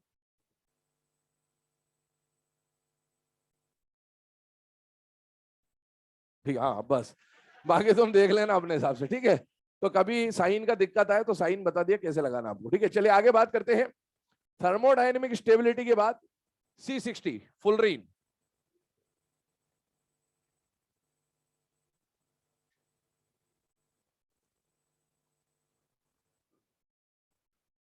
आइए फुलरीन की बात करें बेटे, तो ये है ना अगला जो एलोट्रॉप है, बकमिंस्टर फुलरीन भी इसको बोला जाता है। एक्चुअल में फुलरीन को सॉकर बॉल स्ट्रक्चर या फिर इसके स्ट्रक्चर को क्या बोला जाता है बेटा? बकी बॉल स्ट्रक्चर भी बोला जाता है। कभी ये नाम आ जाए तो कंफ्यूज नहीं होना, ठीक है। बकी बॉल लिख दिया, सॉकर बॉल आए तो वो तब समझ ही जाओगे। खैर, फुलरीन में भाई ये सारे एलोट्रॉप है तो इसके अंदर कार्बन ही, तो इसमें अलग अलग टाइप की रिंग्स मिलती है ना, एक तो C60 रिंग मिलती है, C70 मिलती है, C350, C360, ऐसी बहुत सारी रिंग्स बनती है। उनमें से एक पार्ट को केवल हमें पढ़ना, और हमें पढ़ना है बेटा C60 को। C60 को पर्टिकुलरली क्या बोला जाता है बेटा? बकी बॉल स्ट्रक्चर बोला जाता है, ठीक है। वरना इसके अलावा और भी कार्बन की चेन्स बन सकती है इसमें, फुलरीन एक ही नहीं है, इसके अलावा कई भी बहुत सारे हो सकते हैं। हाँ, कार्बन का नंबर इवन होना चाहिए, बस ये बात खास है। C60 है तो 70 है तो 80 है तो 90, ऐसा C81, C69 ऐसा नहीं चलेगा, ठीक है, ये ध्यान रखना। हाँ, अब सुने, मतलब इवन नंबर होना चाहिए, ऑड नंबर नहीं चलेगा। अब सुने, जब हम बकी बॉल की बात कर रहे हैं, ध्यान सुनना, बकी बॉल की बात कर रहे हैं, तो बकी बॉल में टोटल कितनी रिंग्स होती है बेटा? 32 रिंग्स होती है ना, ये सब आपको एनसीईआरटी में गिवन है, तो इस पे क्वेश्चन कभी भी आ सकता है। टोटल C60 में कितनी रिंग्स है बेटा? 32 आउट ऑफ 32। अब आप जैसे फुटबॉल का स्ट्रक्चर देखते हो, तो फुटबॉल में मैं व्हाइट और ब्लैक से रेफरेंस दे रहा हूं, कलरफुल भी ले सकते हो, कोई दिक्कत नहीं है। तो आप देखिए, व्हाइट और ब्लैक कलर के वो जो स्पॉट्स बने होते थे, उसमें अलग अलग पॉलीगॉन के स्ट्रक्चर होते थे। उसमें एक तो पेंटागनल स्ट्रक्चर होता है और एक हेक्सागनल स्ट्रक्चर होता है जनरली। और उस स्ट्रक्चर में अगर हम लोग बात करें, क्योंकि वो फुटबॉल जैसा दिखता है, इसलिए इसको क्या बोलते हैं बेटा? सॉकर बॉल स्ट्रक्चर भी बोलते हैं। Out of 32 rings, pentagonal ring कितनी मिलती है बेटा? 12। और हेक्सागनल रिंग्स कितनी मिलती है? 20। कभी बाई चांस एग्जाम में भूल जाओ तो कम वाले में कम है, ज्यादा वाले में ज्यादा है, सीधी सी बात है ना, कभी भी भूल जाए। 12 और 20 तो याद होना चाहिए, लेकिन पेंटागनल और हेक्सागनल में 12 और 20 में कंफ्यूजन हो तो कम वाले में कम है, ज्यादा वाले में ज्यादा, इस तरह से आप याद रख सकते हो। और सुने, नेक्स्ट पॉइंट, अगला जो क्वेश्चन आपसे पूछता है, वो क्वेश्चन क्या पूछता है? देखें, पेंटागनल रिंग जो है, इसकी क्वांटिटी कम है और हेक्सागोनल रिंग की क्वांटिटी ज्यादा है। तो अब एक बात समझना, एक स्टेटमेंट आता है कि पेंटागनल किस किस से कनेक्टेड है, पेंटागनल से और हेक्सागोनल में से किस किस से कनेक्टेड है, एक से, दोनों से, इस तरह का। और हेक्सागोनल किस किस से कनेक्टेड है, pentagonal, hexagonal, both, none of this, इस तरह का। तो जिसकी क्वांटिटी कम है वो तो कम से कनेक्टेड हो पाएगा, और जिसकी क्वांटिटी ज्यादा वो तो ज्यादा से कनेक्टेड होगा। दोनों एक दूसरे से जरूर कनेक्टेड होते हैं। क्या बोला मैंने? दोनों एक दूसरे से जरूर कनेक्टेड होते हैं। मतलब पेंटागनल हेक्सागोनल से कनेक्टेड होगा, अगर ये इससे कनेक्टेड है तो ये भी तो इससे कनेक्टेड ही होगा, भाई बाउंड्री तो टच हुई ना, इधर से देखो इधर से देखो, तो रेफरेंस की बात है। तो पेंटागनल हेक्सागोनल से कनेक्टेड होता है और हेक्सागोनल भी पेंटागनल से कनेक्टेड होता है, पर पेंटागनल खुद पेंटागनल से कनेक्टेड नहीं होता है, और हेक्सागोनल इससे तो कनेक्टेड होता है, साथ ही साथ अगली वाली खुद की टाइप की रिंग से भी कनेक्टेड होता है, क्योंकि ये ज्यादा है तो ज्यादा के कांटेक्ट में आएंगे, और ये कम है तो कम के कांटेक्ट में आएंगे, दूर दूर बन रहे होंगे, ठीक है। तो अभी आप एक काम करें, इतना तो लिखें, इसके बाद नोट लिखा दे रहा हूं, 2 पॉइंट।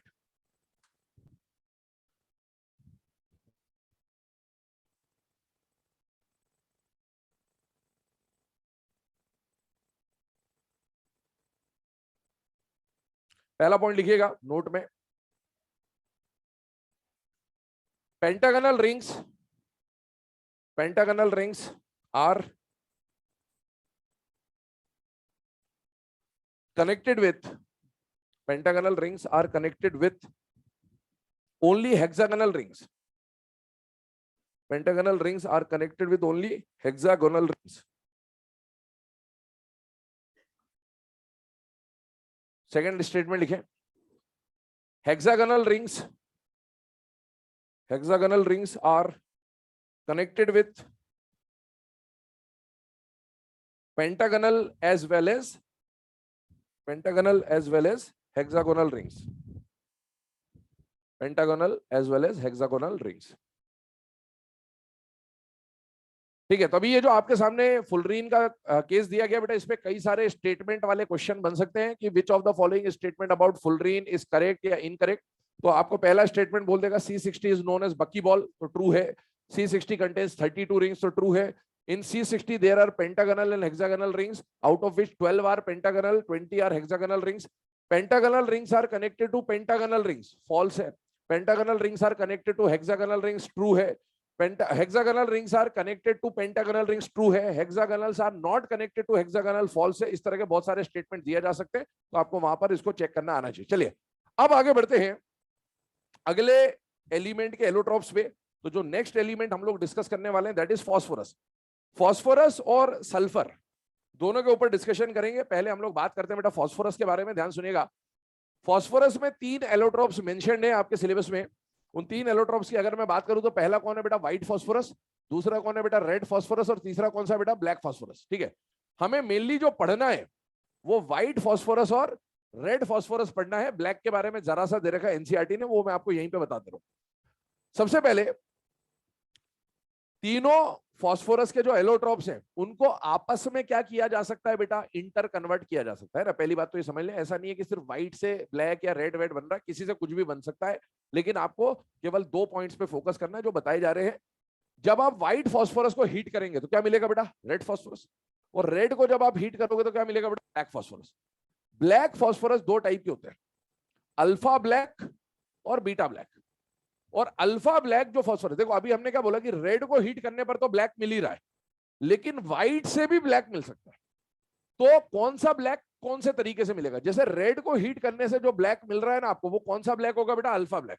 और व्हाइट से डायरेक्टली जो ब्लैक आप बनाएंगे वो कौन सा होगा बेटा, बीटा ब्लैक होगा। तो एग्जाम में पूछ सकता है कि alpha black is produced from, तो वो व्हाइट और रेड में से आपको पता होना चाहिए कि अल्फा ब्लैक किससे बनता है बेटा, रेड फॉस्फोरस से, और बीटा ब्लैक किससे बनता है बेटा, व्हाइट फॉस्फोरस से। ठीक है, तो ये आपको कंडीशन पता होनी चाहिए। अब आगे बढ़ते हैं, यहां पर व्हाइट फॉस्फोरस और रेड फॉस्फोरस में से डिफरेंस के पॉइंट आपको समझने हैं। क्या क्या पॉइंट ऑफ डिफरेंस है पहले आप इतना नोट करें, फिर आगे बात करता हूं, स्टेटमेंट बोलते जा रहा हूं, लिखते जाएगा डिफरेंस।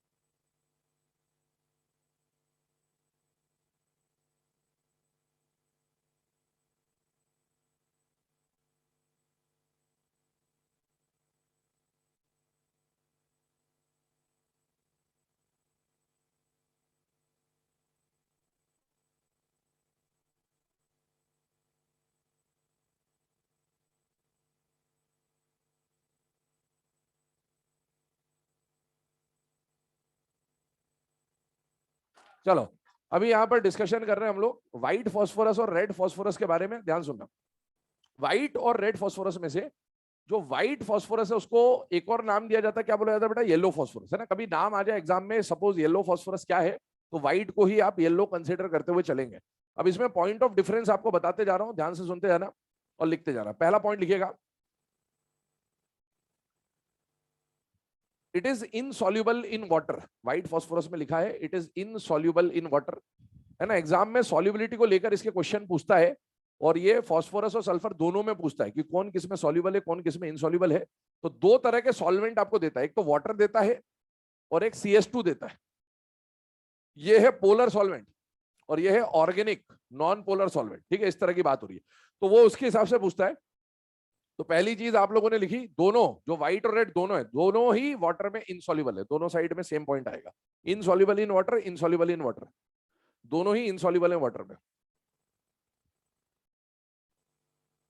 सेकंड पॉइंट लिखें, व्हाइट फॉस्फोरस में soluble in CS2, soluble in CS2, soluble in CS2। Red में लिखें insoluble in CS2, insoluble in CS2, मतलब रेड दोनों में इनसॉल्युबल है और व्हाइट जो है वो CS2 में सॉल्युबल है। तीसरा पॉइंट लिखें, व्हाइट फॉस्फोरस में it is highly reactive, it is highly reactive.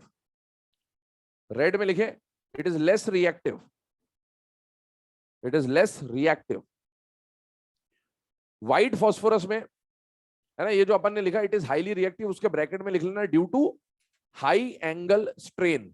इसका जो रीजन बोला जाता है व्हाइट फॉस्फोरस में हाईली रिएक्टिव का, it is due to high angle strain, है ना। यहाँ पर जो बॉन्ड एंगल होता है फॉस्फोरस फॉस्फोरस का वो 60 डिग्री के आसपास होता है, तो रिपल्शन बहुत पावरफुल होता है। रिपल्शन पावरफुल होने की वजह से वो क्या करते हैं बेटा, आसानी से रिएक्ट करते हैं। एक बात समझना, अपन ने पूरे सिलेबस में जब भी फॉस्फोरस फॉस्फोरस की बात करी अभी तक या करेंगे जब भी, तो हम लोग रिएक्शन जब भी कराएंगे तो कौन सा फॉस्फोरस रिएक्शन कर रहा होगा, व्हाइट। संबित पात्रा, वो जो पात्रा था वो यही वाला फॉस्फोरस था ना, व्हाइट वाला फॉस्फोरस था। रेड की बात नहीं होगी, रेड की एक ही इक्वेशन है एनसीईआरटी में, वो अभी मैं डिस्कस करूंगा। बाकी उसके अलावा हर जगह जहां पर आप फॉस्फोरस कंसीडर करेंगे वो कौन सा फॉस्फोरस होगा बेटा, व्हाइट फॉस्फोरस होगा। अगला स्टेटमेंट देखें। अच्छा, पहले ये व्हाइट फॉस्फोरस का आप डायग्राम बना ले। एक तो हमने ऑलरेडी वीबीटी में ये स्ट्रक्चर बनाया हुआ है ना, इस तरह से बनाया था कि N2 एग्जिस्ट करता है लेकिन P2 एग्जिस्ट नहीं करता, तो P2 के बदले कौन बना था बेटा, P4 बना था। तो ये स्ट्रक्चर आ जाएगा व्हाइट फॉस्फोरस का।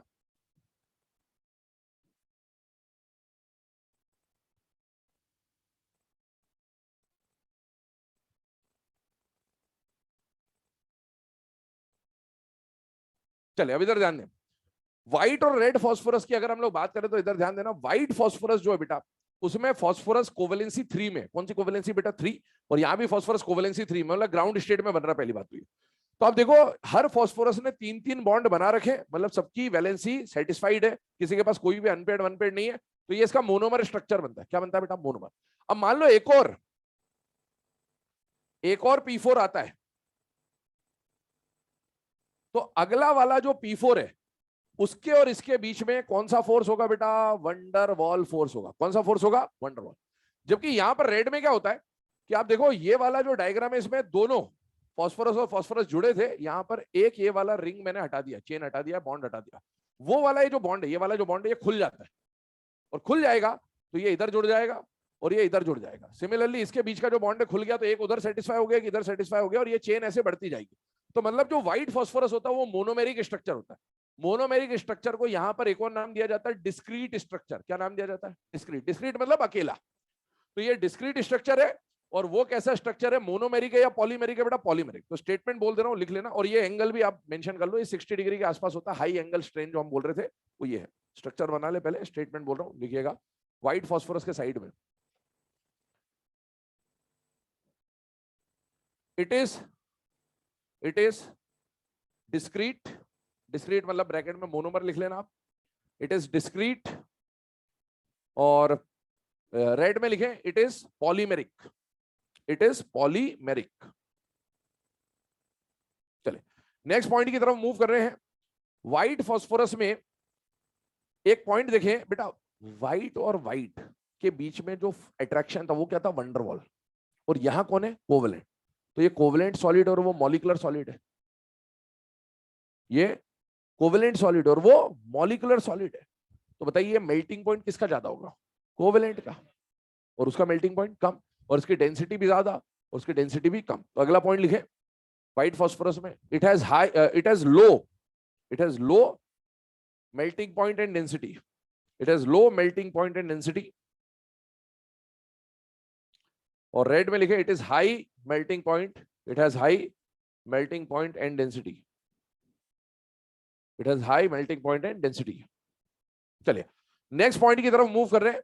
एक पॉइंट और एनसीईआरटी में मेंशन है बेटा, और वो है इसके ग्लो करने के बारे में। जो व्हाइट फॉस्फोरस है वो अंधेरे में चमकता है, इट ग्लोज इन डार्क, उसको बोलते हैं फॉस्फोरोसेंस। क्या बोलते हैं बेटा, फॉस्फोरस। और ये अंधेरे में नहीं चमकता। एक्चुअल में वो चमकने वाले का कंडीशन क्या वो समझिएगा। व्हाइट फॉस्फोरस जो है ना वो हाईली रिएक्टिव है। अभी आपको लिखा है कि it is highly reactive due to angle strain. तो अगर व्हाइट फॉस्फोरस को अपन ने से ओपन में रख दिया तो ये ऑक्सीजन के कांटेक्ट में आ जाता है, और ऑक्सीजन के कांटेक्ट में आके ये P2O5 बनाता है। क्या बनाता है, P2O5 या फिर P4O10 जो उसका डाइमर है। आप आगे जाके होम सिग्नल पढ़ते हैं, स्मोक स्क्रीन पढ़ते हैं, वो यही है। व्हाइट फॉस्फोरस है, अगर वो कांटेक्ट में आ रहा है ऑक्सीजन के, तो ऑक्सीजन के कांटेक्ट में आके वो क्या बनाएगा बेटा, P2O5 बनाएगा। और P2O5 जो है वो बर्न होता है, और बर्न होने की वजह से आपको ऐसा दिखेगा कि वो ग्लो हो रहा है। और वो जो ग्लोइंग आता है वो इसकी रिएक्शन विद ऑक्सीजन की वजह से आता है। जबकि ये लेस रिएक्टिव है और ये डायरेक्टली ऑक्सीजन के साथ कंबाइन नहीं हो रहा होता, और इसीलिए आपको दिखता है कि वो ग्लो कर रहा है और ये ग्लो नहीं कर रहा है। तो अगला पॉइंट जो है व्हाइट फॉस्फोरस के बारे में लिख लीजिएगा, it glows in dark. It glows in dark, bracket में phosphorescence. It glows in dark, bracket में फॉस्फोरोसेंस भी बोला जा सकता है, तो लिख लीजिएगा। और रेड में लिखिएगा it does not glow in dark. It does not glow in dark.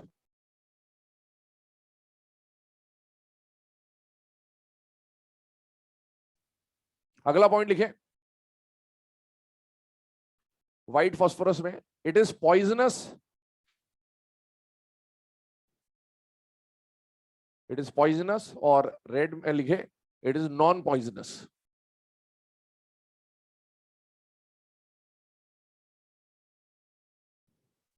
ठीक है, तो ये पॉइंट भी दे रखा है एनसीईआरटी में कि ये जो व्हाइट फॉस्फोरस होता है जहरीला होता है, और जो रेड फॉस्फोरस है वो जहरीला नहीं होता है। ठीक है, तो ये पॉइंट आपको गिवन है। तो ये सारी बातें जो भी है ना व्हाइट और रेड फॉस्फोरस को लेकर गिवन थी वो आपको बता दिया। अब इसमें एक और इक्वेशन में बोल रहा था कि रेड फॉस्फोरस की एक ही इक्वेशन एनसीईआरटी में गिवन है, उसके ऊपर बात कर लेते हैं। ध्यान से देखना, फॉस्फीन जहां पर आपको दे रखा है एनसीईआरटी में, वहां पर एक इक्वेशन दे रखी है, PH3 + H2O gives red phosphorus.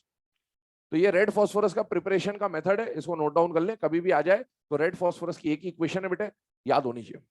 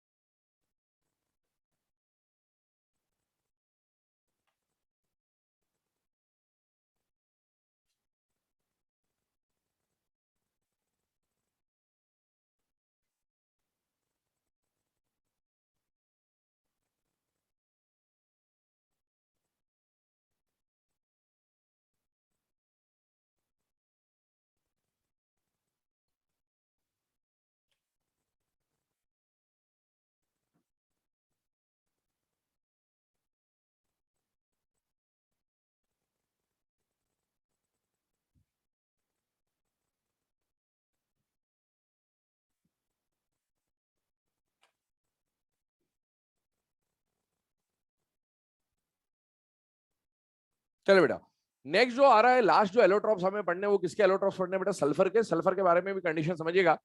Sulphur में भी दो टाइप आपको दे रखे हैं, ठीक है, वही जो हमने डायमंड कार्बन में बात कर रहा था कि सॉलिड दो तरह के होते हैं, क्रिस्टलाइन और एमोर्फस, वैसी बात यहां पर भी आ रही है। तो इसके जो क्रिस्टलाइन फॉर्म है उसमें दो फॉर्म आपको पढ़ने हैं, अल्फा रोम्बिक, नाम पूरा एक साथ याद करना क्योंकि नहीं तो कंफ्यूज होते रहेंगे, अल्फा रोम्बिक और बीटा मोनोक्लिनिक, है ना। ये रोम्बिक और मोनोक्लिनिक क्या है? तो लेटिस के टाइप्स है जो आप सॉलिड स्टेट में पढ़ते हैं, तो उसी तरह से स्ट्रक्चर बने होते हैं इनके। तो क्रिस्टलाइन में दो फॉर्म है, अल्फा रोम्बिक सल्फर और बीटा मोनोक्लिनिक सल्फर, जबकि एमोर्फस में मिल्की सल्फर, कोलॉइडल सल्फर, ऐसे बहुत सारे नाम आ सकते हैं। इनका कोई ज्यादा यूज है नहीं सिलेबस में, पढ़ना भी नहीं इनके बारे में। बस एक इक्वेशन हम लोग पढ़ेंगे ग्रुप 16 में, वहां पर मिल्क ऑफ सल्फर या मिल्की सल्फर की बात आएगी, तो वहां मैं मेंशन कर दूंगा कि ऐसा कुछ एलोट्रॉप में आपको बताया गया था। ठीक है, आइए बात करते हैं जो आपको सिलेबस में मेंशन है, उसमें अल्फा रोम्बिक और बीटा मोनोक्लिनिक सल्फर के बारे में समझना है। पहला पॉइंट क्या है? मैंने बोला सॉल्युबिलिटी का क्वेश्चन पूछता है। किसका क्वेश्चन पूछता है? सॉल्युबिलिटी का। दोनों के बारे में लिख लीजिएगा, बोथ, है ना, दोनों के नीचे इंडिविजुअली लिख लेना, ऐसा पॉइंट बना के इस तरह से। दोनों के केस में insoluble in water, insoluble in water, दोनों के लिए सेम पॉइंट है, इनसॉल्युबल इन वाटर,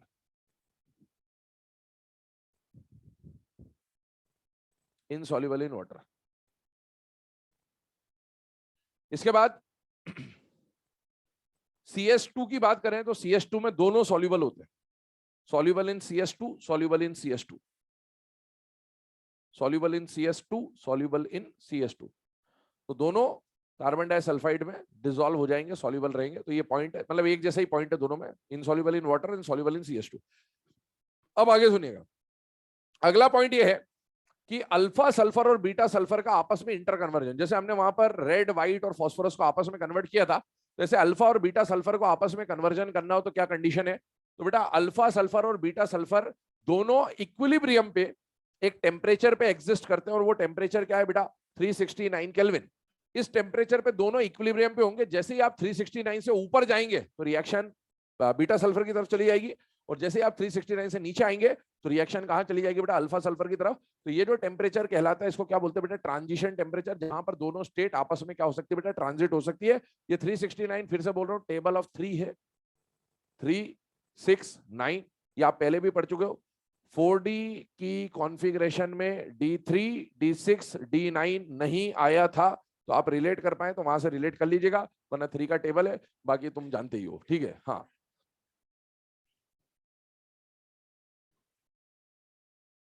बिल्कुल बेटा।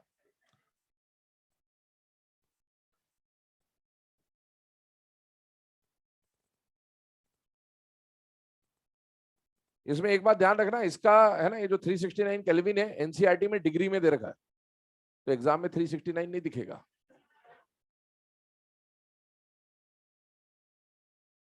है ना, तो 90 डिग्री के आसपास आएगा, 90.2 लिखा है शायद एनसीईआरटी में, 91.2 लिखा है, तो ध्यान रखिएगा डिग्री में आएगा वहां पर, तो डिग्री में आपको कन्वर्जन समझ में आएगा, मतलब 273 से 4 कम है, ऐसा समझ लिया ना, तो शायद 96 या ऐसा कुछ, 95, 95.6 दिया ऐसा कुछ है ना।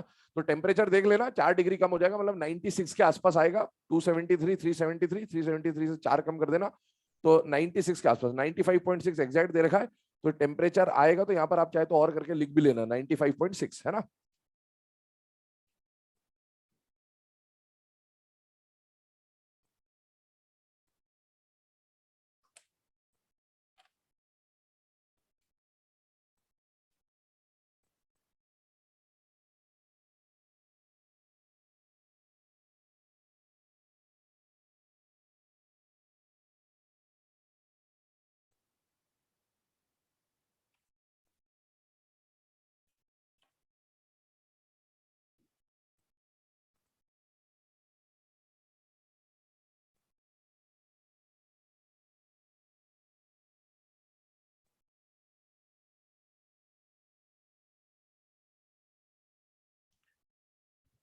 चलो बेटा, नेक्स्ट जो पॉइंट आ रहा है, ये जो अल्फा सल्फर और बीटा सल्फर का आपस में ट्रांजिशन है, उसके बाद अगर हम लोग बात करें, तो जो अल्फा और बीटा सल्फर, इनके जो फॉर्म्स आपको मिलते हैं वो क्या मिलते हैं बेटा, एस8 और एस6 मिलते हैं, मेनली जो आपको पढ़ना है। एस8 और एस6 की बात करें तो उसमें एक बात समझिएगा, है ना, पहले एस8, एस6 और एस2। एस8 और एस6 तो आपको पता ही होते, क्राउन शेप और चेयर शेप है। मेन जो क्वेश्चन बनता है वो किसके बारे में बनता है बेटा, एस2। केमिकल बॉन्डिंग का जो मॉड्यूल था उसमें भी इसका क्वेश्चन दिया हुआ था, है ना। अगर आपने पूछा होगा तो मैंने बोला भी होगा कि बाद में डिस्कस करेंगे जब, है ना, एलोट्रॉप्स ऑफ सल्फर आएंगे, वहां पर ये बात आती है। एस टू को देखिए, क्या ये डाई एटॉमिक है या नहीं है बेटा, है। और डाई एटॉमिक में हम लगाते हैं एमओटी, क्या लगाते हैं, एमओटी, लेकिन कब तक लगाते हैं, 1 से 20, इसमें 32 इलेक्ट्रॉन है। तो हाँ, बॉस वाली टेक्निक वाला है ये केस। तो इसमें आप एमओटी नहीं लगा पाएंगे क्योंकि हमारे सिलेबस में वहां तक नहीं है, बट लगता है इसमें एमओटी ही है। और एमओटी जब लगाएंगे तो क्या ये ऑक्सीजन फैमिली का मेंबर है या नहीं बेटा, है। जैसे O2 में 2 अनपेड इलेक्ट्रॉन होते थे, pi star 2px1, pi star 2py1। इसके भी 2 अनपेड इलेक्ट्रॉन होते हैं, पाई स्टार 3py1 और पाई स्टार 3px1 और 3py1, इस तरह से रहेगा। तो बस शेल नंबर चेंज होगा, ऑक्सीजन में सेकंड शेल था, इसमें थर्ड शेल आ जाएगा, बाकी कंडीशन बिल्कुल सेम रहती है। तो इसके पास कितने अनपेड इलेक्ट्रॉन है बेटा, 2। और ये कैसे नेचर का होता है, पैरामैग्नेटिक नेचर का होता है। बहुत इंपॉर्टेंट क्वेश्चन है, अगर आपने 12th सीबीएसई से किया है तो आप इस क्वेश्चन से वाकिफ होंगे, अगर आपने लिटरली पढ़ाई करी होगी तो, क्योंकि ये हर बार, हर साल 1 मार्क क्वेश्चन में लगभग लगभग सीबीएसई के एग्जाम में आता ही आता है। एनसीईआरटी का सॉल्व एग्जाम्पल है ना। एनसीईआरटी में ग्रुप 16 में इसका इंटेक्स क्वेश्चन दे रखा, सॉल्व दे रखा, बहुत बार एग्जाम में क्वेश्चन आ चुका है, बिल्कुल रटा हुआ होना चाहिए। और ये कौन से टेम्परेचर पे एग्जिस्ट करेगा बेटा, हाई टेम्परेचर। हाई टेम्परेचर, फिर से जाइए एमओटी पे, कौन सा फॉर्म लिखा है मैंने, वेपर फॉर्म। वेपर में 2 चीज और बताई थी एमओटी में, कौन कौन सा, Li2 और C2। तो वैसे ही S2 भी एग्जिस्ट कर रहा है, और S2 पैरामैग्नेटिक और बॉस बताया था आपको। तो B2, O2 और S2, ये बॉस वाले जो भी थे, ये सारे पैरामैग्नेटिक नेचर के होते हैं डायटोमिक में, ठीक है। अब आइए यहां पर इसके प्रोसेस तक चलते हैं। S2 की तो बात करी हमने, पहले S8 और S6 को भी देख लेते हैं। S8 जो है क्राउन शेप होता है, S6 जो होता है चेयर शेप होता है। जब आप इसको हीट करते हैं तो पहले S6 बनता है, S6 को फर्दर हीट किया तो S2 मिलता है। और आपको समझ में भी आना चाहिए कि वो वेरी हाई टेम्परेचर पे एग्जिस्ट कर रहा है, मतलब प्रोसेस ऐसे ही कुछ जा रहा होगा, पहले S8 से S6 बनेगा, S6 से S2 बनेगा। ये डायामैग्नेटिक और ये भी डायामैग्नेटिक, डिफरेंस वही है, वो पैरा है, ये दोनों डाया है। ध्यान सुनना, ये डाया क्यों हुआ है उसके ऊपर बात करते हैं, स्ट्रक्चर की बात कर लेते हैं पहले। क्राउन शेप, धमाल मूवी, ठीक है, तो ये क्राउन शेप है इसका।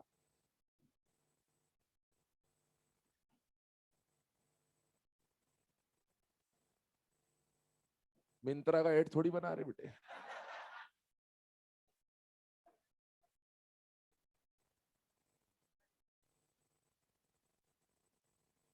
ठीक है। तो ये क्राउन शेप बन रहा है और ये चेयर शेप बन रहा है, ध्यान से देखिएगा, ये क्राउन शेप, चेयर शेप। अब इनमें डायामैग्नेटिक कैसे हुआ वो समझिएगा। सल्फर के पास वैलेंस शेल में कितने इलेक्ट्रॉन होते हैं बेटा? 6। और ग्राउंड स्टेट याद करिए, कोवेलेंसी, सल्फर की ग्राउंड स्टेट में कोवेलेंसी 2 होती है, फिर 4 होती है, फिर 6 होती है।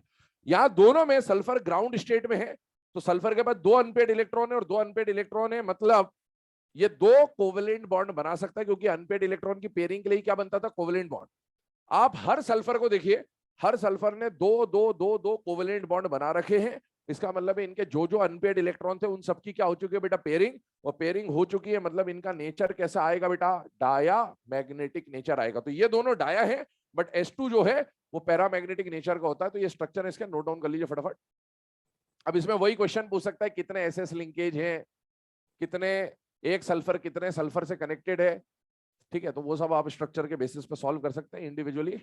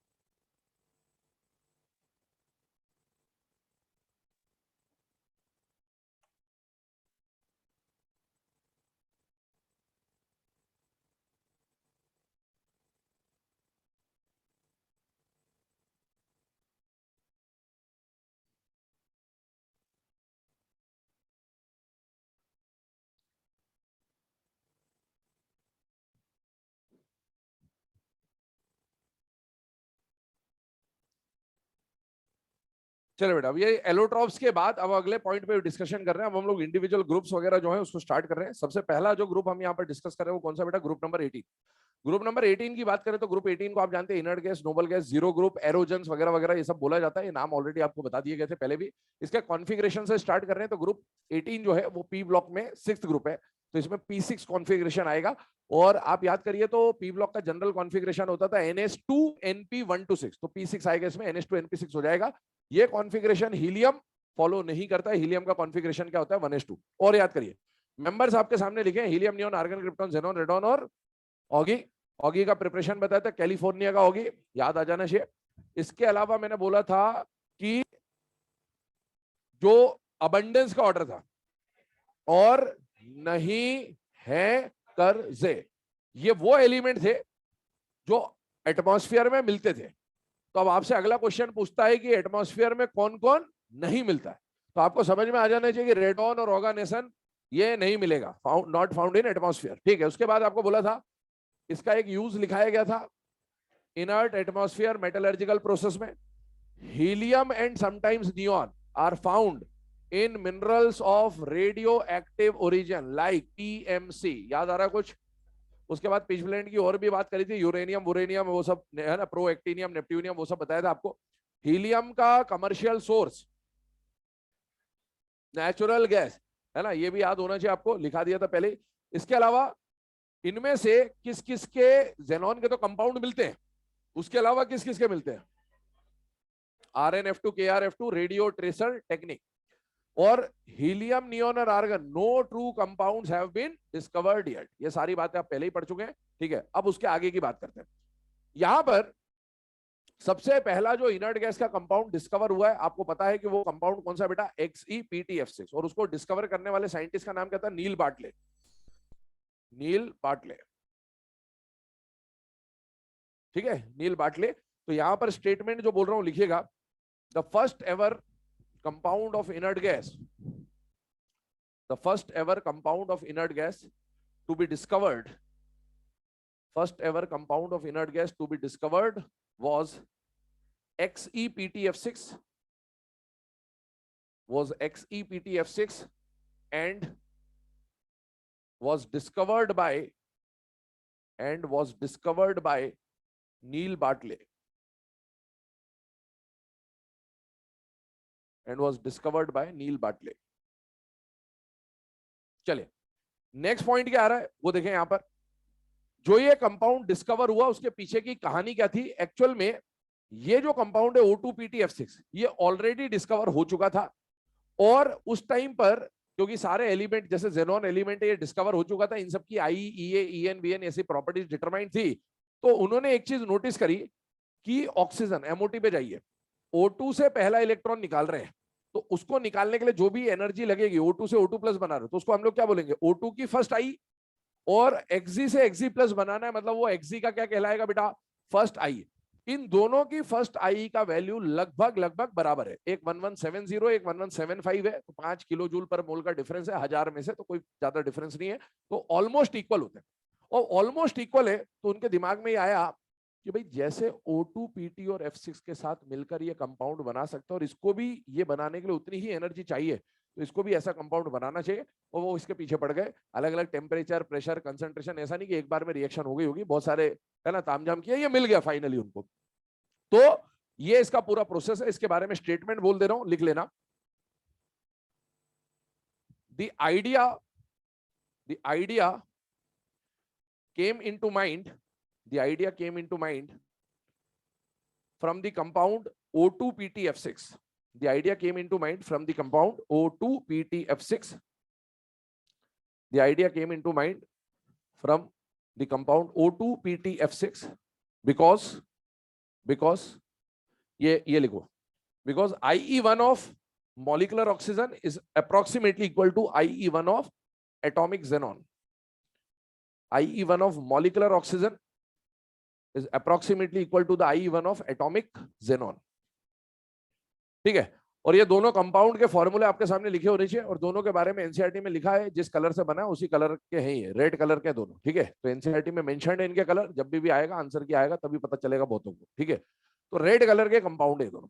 अब इसके बाद आगे बात करते हैं, तो इसमें जो नेक्स्ट पॉइंट आपको समझना है वो है इनके मेल्टिंग पॉइंट और बॉइलिंग पॉइंट और डेंसिटी वेंसिटी की बात कर लेते हैं। तो helium, neon, argon, krypton, xenon और रेडॉन, है ना। ऑर्गन एसन नहीं ले रहे हम लोग इसमें, क्योंकि ऑर्गन एसन की वैल्यू अभी मेंशन नहीं, क्योंकि वो रेडियो एक्टिव नेचर का है।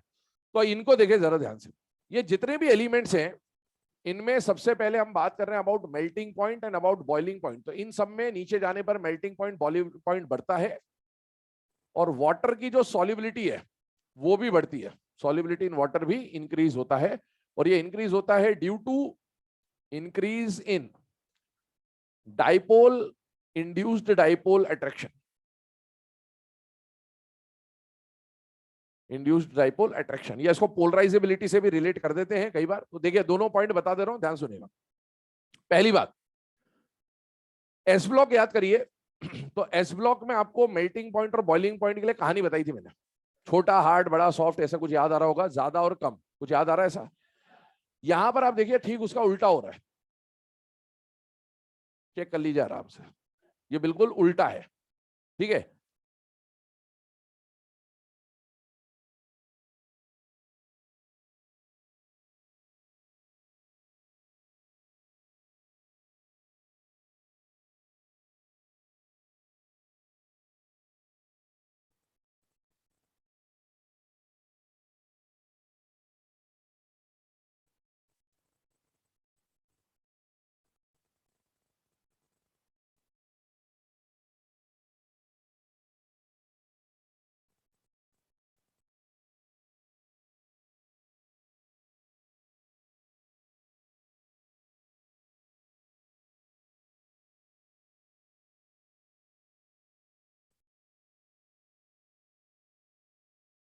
साथ अगर हम लोग बात करें यहाँ पर, तो मेल्टिंग पॉइंट, बॉइलिंग पॉइंट जैसे ये बढ़ता जा रहा है, साथ में एक बात आ रही है सॉल्युबिलिटी की।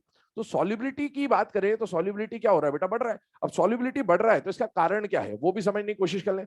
तो सॉल्युबिलिटी जो है उसमें लिखा गया है कि due to increase in dipole, induced dipole attraction. क्या कारण हुआ समझिए। अकेला एटम याद करिएगा, मैंने बोला था जब हमने डाइपोल मूवमेंट पढ़ा था तो अकेले एटम को या वीक फोर्सेस में मैंने बोला था नॉन पोलर मानते हैं। क्या मानते हैं? Non polar. और वाटर कैसा है? पोलर। तो एक पोलर एक नॉन पोलर, सॉल्युबिलिटी नहीं होगी, पोलर नॉन पोलर नहीं होगा क्योंकि लाइक डिसॉल्व लाइक वाली कॉन्सेप्ट चलता है। लेकिन जब आप नीचे जा रहे हैं, वाटर एक पोलर है और ये नॉन पोलर है, तो वाटर है डाइपोल, तो वाटर इनके अंदर क्या करेगा बेटा? डाइपोल इंड्यूस करेगा। अब आप खुद सोचिए, इसका साइज छोटा है तो डाइपोल इंड्यूस करने के लिए इसके इलेक्ट्रॉन क्लाउड को पोलराइज करना पड़ेगा, डिस्पर्स कराना पड़ेगा, बिगाड़ना पड़ेगा। इसके इलेक्ट्रॉन क्लाउड को बिगाड़ना मुश्किल है, साइज छोटा है, अट्रैक्शन ज्यादा है इलेक्ट्रॉन पे। इसके इलेक्ट्रॉन क्लाउड को डिस्पर्स कराना आसान है। तो वाटर क्या करेगा? इसके इलेक्ट्रॉन क्लाउड को पोलराइज कर देगा। पोलराइज करने का सेंस है इसमें डाइपोल इंड्यूस कर देगा। तो नीचे जाने पर इसके साथ जो डाइपोल इंड्यूस अट्रैक्शन होगा वो ज्यादा होगा। और इसको आप कई बार ऐसा भी बोल देता है कि अगर डाइपोल इंड्यूस डाइपोल अट्रैक्शन ना मिले तो आप पोलराइजेबिलिटी से कर सकते हैं कि हीलियम क्लाउड्स ऑफ इलेक्ट्रॉन या helium cloud can not be polarised easily, whereas radon cloud can be polarised easily. और इसीलिए वाटर में क्या हो जाएगा बेटा? आसानी से डिसॉल्व हो जाएगा। तो यहां तक आप नोट कर ले। इसके आगे की जो कंडीशंस है ना, इसके प्रिपरेशन और थोड़ी बहुत ही बात बची हुई है, ज्यादा कुछ है नहीं इसमें। मैंने कल भी आपको बोलता, तो इसको हम लोग कल देख लेंगे साथ में। फिर ग्रुप 13 14 जो भी देखना होगा वो कल स्टार्ट करेंगे।